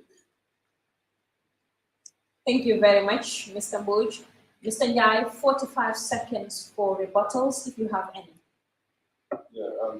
Si wàllum tukki bu ñoo waxtaanee lekk bi si wàllum tukki daf ñu soxal trop parce que foog nit ñi ñu understand ne executive bi li si ëpp tukki yi ñoo tukki si suñu xaalis laa génne ñu ñoo leen a fayal pour gaay tukki because it's coming out of the taxpayers money so ñun ñëpp foog ñu understand ne suñu xaalis la gaay di use pour dem tukki léegi ndax li ñoo tukki noonu ndax am na any interest pour ñun ndax tukki boobu noonu am na any relation with ñun suñu interest loolu mooy question bi so gis nañ ne tukki yi daf dee bari trop waaye si tukki yooyu lu si ëpp sax yeneen yi du dee am njëriñ parce que li ñoo def tukki fa rek mooy si ëpp li nga xamante ni mooy dañoo paate yam li ñoo def seen poos yi pour njëriñ seen bopp rek ak ñi nga xamante ni ñoo leen jëlee at the expense of. Thank you very much. I'm afraid your time has elapsed and we now move over to the last and final thematic area tonight, which is social and economic issues. And my question goes to you, Mr. Abdullah Njai. What is your vision for the Banjul Central Constituency? Where do you want to see your constituency in the next 5 years? Yeah, with regards to the Banjul Central Constituency, I would love to see a constituency of working people, capacitized people, people that are ready, service oriented, people that are development oriented, and have already started the work because I've engaged in different groups. One is the development oriented citizens. We've initiated countless projects that have been of much benefit to the youth. We've created job opportunities which are tangible. If you go to Banjul, if you look at the trees around, we sign up an MOU with the city council. But through the EU project, and with that, we were able to, partner with them in making sure youth of Banjul are employed. We've also initiated a kiosk project together, also with the city council, whereby women are having opportunities right now to benefit themselves and their families. So economic-wise, we've been doing our part on a local level, on a grassroots level. So it's high time, and we are ready to take the work to a national level. And hopefully we will amplify our voices once we get to Parliament, in making sure that initiatives that are of benefit to our constituency, in particular, but on the general level, nationally, will be put in place, hopefully. Thank you. Very well, Mr. Jai. Thank you very much. Mr. Mbodj, over to you now. The same question. What is your vision for Banjul Central? Where do you want to see it in the next 5 years? Lim laajte mooy lan la am yéene pour Banjul Central ak fan la bëgg a Banjul Central egga si juróomi at ci kanam. Man ni ma dooree di dugg si kër yi Banjul Central li ma njëkk a gis mooy ne nit ñi bari ñu ci biir kër yi ñu nga may feebar yu sew yoo xam ne amul naka lañ koo toppatoo seen njaboot amul naka lañ koo toppatoo. Primary health care dafa ñàkk Banjul Central man si health sector bi laa jógee waxtaan naa ak suma ay naataango ñi nga xam ne ay docteur lañ ay nurse lañ pour weer bu nekk dinañ ñu di dugg si kër yi pour seet mag ñi pour jàngal mag ñi naka la ñoo dundee soo nekkee mag jàngal seen famille am na ñoo xam ne seen xel neex am na ñoo xam ne dañ am jafe-jafe pour ñu ma def yenn yi yooyu si suñ programme ñu bugg a def si la bokk beneen bi mooy Banjul Central daanaka kër yi màggee ci kaw Banjul Central ñëpp a ngay coow ne ñu ngay jaay suñu kër keneen jógewul feneen ñëw jël ko si loxo ñun ñoo ko jaay léegi lu tax ñun askan bi mënuñoo dem si plan de social security o UN Habitat waxtaan ak ñoom nga xam ne kër yi duñ ko jaay ñoom ñu développé kër yi waa kër yi dëkk fa di fay ba mun a moom seen kër loolu Thank you very much. Your time has elapsed. Over now to you, Mr. Johnson. What is your vision for Banjul Central? Where do you want to see it in the next 5 years? jërëjëf si laajte boobu noonu foog naa si next 5 years dinaa bëgg a waa Banjul Central fii am nañ koo xam ne mu ngi leen taxawal si léegi di make sure ne lépp lu faa teral gars yi si seen boppa muy benn ñaareel bu maa def mooy dinaa try pour si seet naka la ñu mën a empower yi si gis na ne ñu si bëri dañ am different fields of studies dañ am lu bëri loo xam ne lu leen jàngal ñu jàngal leen carpentry ñu jàngal leen fii ñu jàngal leen métier yu bëri dinañ make sure pour try gis ne at least ku nekk am nga loo koy sa kër ma foog ne loolu moo gën a am solo then dinañ try tamit pour develop in any aspect because xam nañ ne Banjul bii dañ bokk suñu sax ay pour ne dinañ gis développement si anam bi wala anam bëri waaye dinañ make sure ñu facilité lépp loo xam ne comme lu am Banjul ñu rek te loo xam ne ñun foog nañ ne suñ ko essayé si suñu bopp mu di Banjul Central nit ñi si mën a jëriñu dinañ si mën a gis seen bopp et also loolu dina leen dimbale pour développe seen bopp te tamit soo seetatee yëf yi liggéey gis nañu ci bari yoo xam ne tey toog si mbir rek defoon na jàng waaye dañ am opportunité fi wax dinañ make sure tamit suñu yàlla leen place place nañ ñu ma facilité parce que soo seetee Banjul tamit am na institution yu bari yoo xam ne fi ñu nekk both on the government side tamit private sector dinañ seet naka la ñu mën a waxee gars su fekkee la jar sax pour ñu am am témoin sort of koo xam ne tey képp koo xam ne dina soxla suñu recommendation képp koo xam ne na soxla tey koo xam ne dina pour ne waa ci ko def dañ leen ko def man loolu laa ko gisee suma waa gox in the next 5 years. Thank you very much, Mr. Johnson. And over now to you, Mr. Njai. What can women and children, especially the most vulnerable, expect from your office?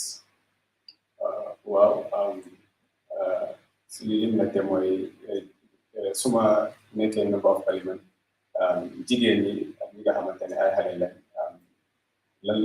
lan lañ nekk di expect si man waaw comme nu ma ko waxee rek ñun dañ am projets yoo xam ne dañ ko set already man taxawuma ngir dama nekk di lekte pour ñu fal ma pour ma mun a door liggéey ma dafa am liggéey yoo xam ne dañ ko door ba pare léegi dama ñëw taxaw pour continuer liggéey yooyu moom léegi si wàllum jigéen ñi comme nu ma ko waxee try nañ ba sign an MOU with the Banjul City Council.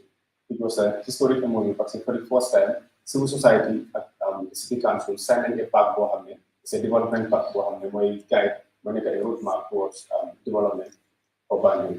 So through loolu noonu ay jigéen am nañ si liggéey liggéey waaye naa am na place yoo xam ne suñ ko gëstoo through suñu initiative boobu noonu si la ay jigéen yooyu noonu amee place pour jaay ak yeneen yoo xamante ne xam naa waxtu bi duñ ko may yoo xam ne ñu ngi see dox ba pare waaw si wàllum xale yi moom dinañ try ñu create capacity building programmes yoo xamante ni dina nekk of benefit to them parce que especially buñ tuwaatee career guidance tam parce que xale yi su nekkee xale pour xam direction bi ñoo dem ndax day jafe nañ try tam set mécanisme yooyu in place ba pare tam nañ try set up sponsorship modes yoo xamante ni nañ try ak xale yi nga xamante ne am nañ future yaa bright ñu jàppal leen pour gars yi gën a enhancer educational capacity. I, in fact, have a follow-up question to that. You've talked about various plans you have for women and children in the Banjul Central Constituency. How do you intend to carry them out, working with government and with other development partners? Wow. So, we ngi laajte si wàllum jigéen ñi li nga xamante ni mooy yokk seen pas-pas si constituency bi. Waaw tontu boobu mooy loolu dam door nañ ko ba pare so léegi parce que nag buñ ko dooree ñun civil society organisation laa bokkoon so buñ ko door dafa am level boo xam ne man foofu la ma mbir amal maanaam si civil society level so man grassroots bi laa nekk di liggéeyal so soo gisee ma taxaw pour nekk ay parliamentarian dama bëgg a try pour enhance liggéey boobu noonu from a domestic level to a national level whereby things yoo xamante ni jot naa ko door ba pare dama make sure ma amplify sama voice su ma nekkee to parliament ma try pour jokkale ak relevant stakeholders yi pour li nga xam ne door nañ ko noonu ñu gën ko accélérer mu gën a continuer nga xamante ne su nekkee 5 lañ teg nañ mën a def 20 su nekkee 20 lañ mën a def 50 ba pare try tam set programmes yoo xamante ni nañ try not funding yoo xamante ni xale itam nañ ñi nga xamante ni seen loxo jotul gannaaw nañ am sponsorship pour yokk seen jàngale ba pare ñi nga xamante ni si. Thank you very much, Mr. Njai. Your time for response to follow-ups has elapsed. Over now to you, Mr. Banjul. What can women, children, especially the most vulnerable, expect from you when you get elected? Man foog naa door naa ko ba pare nga solen bàyyi xel suma campagne manager bi dama àndal jigéen la ba pare parce que jigéen lu góor mun jigéen mun na ko liñ plan pour def Ousmane si la moom door na ba pare dinañ yokka loolu nga xam ne dinañ am programme soo xam ne dinañ jàngal jigéen ñi food processing ak yeneen an si mbiri Banjul Central pour jigéen ñi ñu gën leen a mun a doole man su ma la waxee ne dinaa leen jox xaalis waxuma dëgg parce que xaw ma ko li ma mën a def rek mooy leen jéggaat ni wax institution si ñu seet naka la ñoo investir si Banjul Central investir si jigéeni Banjul Central ak xale te foog naa ne loolu mun nañ koo def te mun naa koo def parce que liggéey naa Ousmane gis naa ne ko Ousmane defee ak xam naa naka lañ koo defee si wàllu wér-gu-yaram pour dimbale jigéen ñi gis nañ ne jigéen ñu bari dañ dee am jafe-jafe si wér-gu-yaram parce que duñ dee ñemee oo duñ dee bëgg a wax pour dem si lopitaan yooyu tamit am na ay naataango yoo xam ne pare nañ pour liggéey ñoom pour dugg si kër di waxtaan ak ñoom si wàllu xale yi xaleel dafa war a nekk xale xaleel liggéeyam mooy jànga. Mr. Bush, I'm afraid your time has elapsed. I'll now move over to Mr. Johnson. What can women and children, especially the most vulnerable, expect from you when you get elected? jërëjëf si la boobu foog naa ne jigéen ñi ñooy foog naa ne jigéen ñi soo leen jàppalee rek jàppale nga rek te soo seetee jigéen ñi dañuy solo suñu mbir bu baax a baax a baax waaye soo seetee tamit ñu seen dañ ñu pour defar sécurité study check pour xam ni naka la ñuy pour xam naka la ñoo mun a jàppale jigéen ñi because soo seetee tey suñu jigéen ñi ñu solo suñu mbir bu baax a baax a baax ba pare yéen a jigéen ñi xam ni pour share of the cake ñu ñoo jàppale jigéen ñi man am naa benn projet boo xam ne it's called microfinancing boo xam ne tey dinañ bëgg a dimbale jigéen ñi si that aspect parce que jigéen bari soo seetee they are development they are business oriented maanaam si ay jënd ak jaay la ñu bu nga dem pour am those kind of projects yoo xam ne tey suñ la ko jox tamit dañ la fa jox si sa fay bu nga la bii dañ la ko xamal waaye su fekkee pas time bi la budget pour nga jëlee ko nga jëlee ko ñu la jàppale wax keneen especially ñoo xam ne dañ vulnérable ñoo xam ne ñoom amuñu dara du moo def yàlla dafa def daal jigéen ñi wala jigéen ñi dinañ seet ñu naka la ñoo mën a empower jaay parce que tey suñ seetee suñ defee loolu si société bi dafa mel ni tey lañ jàppale ñëpp xale yi nag foog naa xale dafa nekk xale ñooy nekk ma jigéen bi te soo seetee mbir Banjul Central am na xale yu bari yoo xam ne tey naka la ñu dem school bëgg na dem school waaye nga dee wax single parents or else maybe seen parents yi mënuñu afford their educational fee dinañ try pour seet naka la ñu offre jaay scholarship ndax ñu mën a jàngal parce que soo defaree xale yi bu nekk ndaw tey su ma nekk ñu nekk kilifa ñu foog la loolu am na solo trop jërëjëf. Thank you very much, Mr. Lyndon Johnson. And that brings us to the end of all 6 key thematic areas at this point. I'll invite rebuttals if you have any for 45 seconds. We'll start with you, Mr. Abdullah. Comme programme bi ñu koy waaj a tëj li ñoo wax rek mooy dañ am stratégie soo xam ne dañ ko teg ba pare moo tax li ñoo start liggéey bi dañ ko def gëstu kër yëpp ak ñun balaa élection bi pour make sure am nañ the right information pour ma xool naka la ñu mën a jàppale so apart from liggéey bi nga xam ne doon nañ ko ba pare ñu ma mention bi dina am yeneen mbir yoo xamante ne nañ ko teg mooy dinañ am constituency revolving fund boo xam ne dañ koo teg xaalis bi nga xamante ne moom la allowance bi si parlement te am dinañ try def ko si rek laaxaat ci feneen pour make sure ne am na yeneen gaps yoo xam ne nañ ko mën a fatal pour respond nga xamante ne mooy suñu consultant. Thank you very much, Mr. Guy. Over now to you, Mr. Butch, your rebuttals, if you have any. What can we do to help women? I, for one, I know I'll be very much interested in listening to their concerns, try to help them, connect them with people who can really help them in different areas.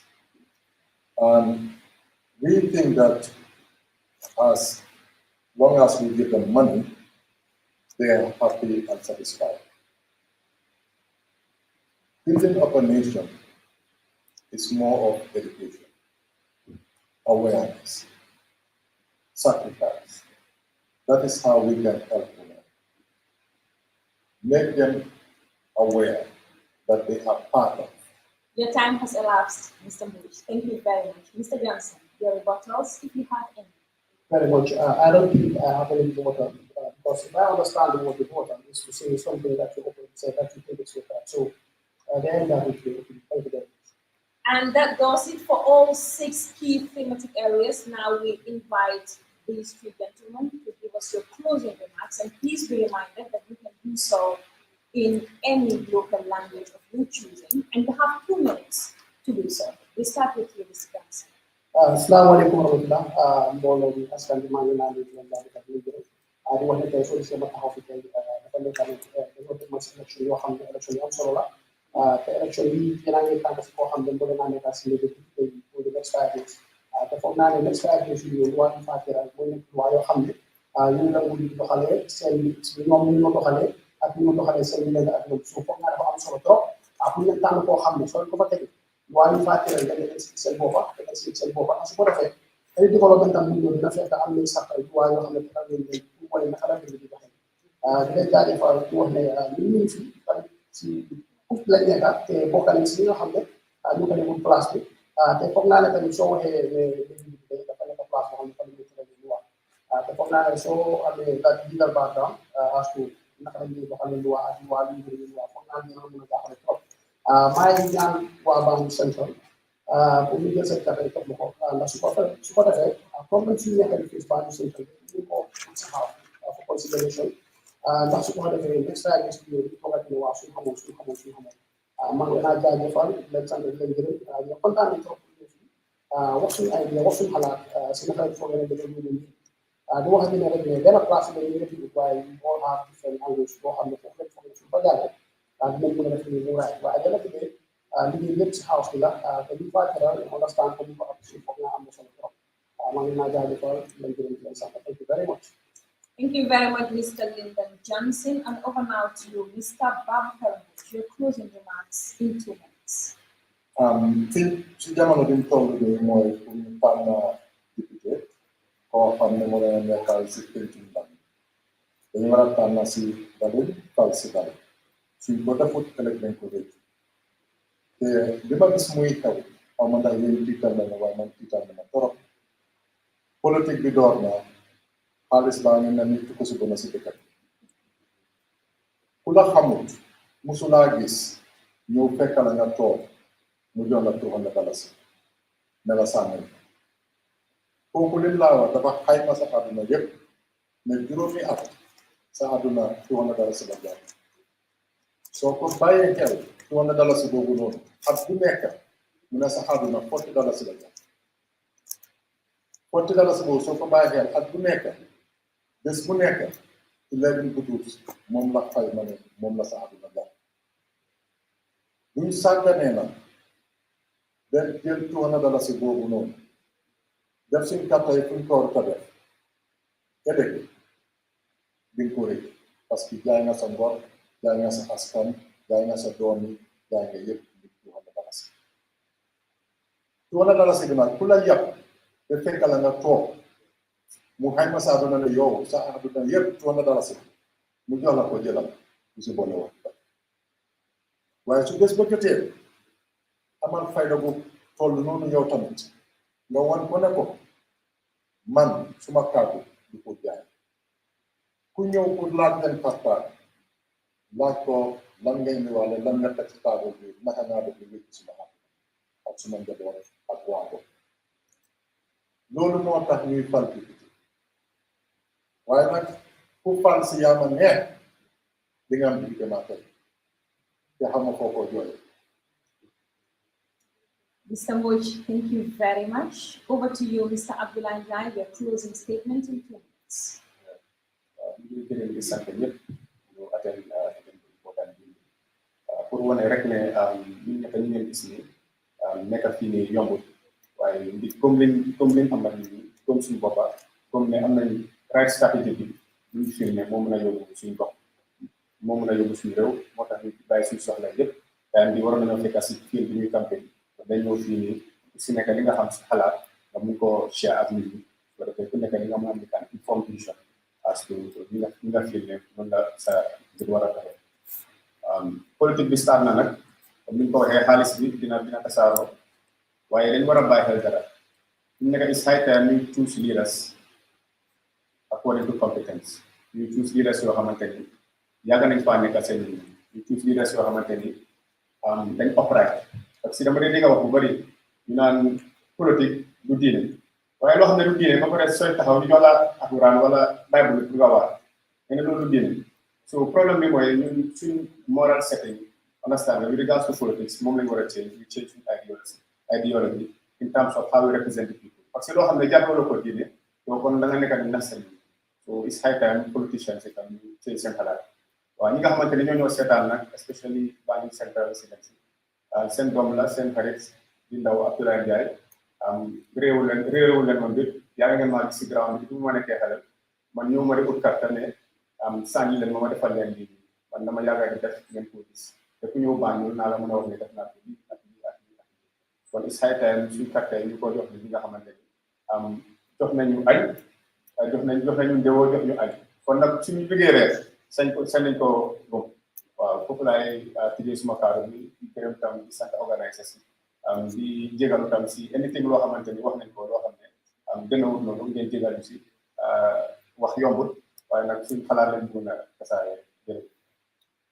Mr. Abdoulaye Ndiaye, Mr. Babacar Mbodj, and Mr. Lyndon Johnson, thank you all so very much for taking part in the parliamentary debates for Banjul Central. As we hope for a peaceful election, we wish you the best of luck in your pursuits for parliamentary seats. It's been myself, Fatima Chan, your moderator, and you can join my colleague Fatima Sise for the Kanifing Municipality debate on the 26th. I now hand you over to the Commission on Political Debates. But before we do that, we invite you three gentlemen to step forward for some photos. Thank you.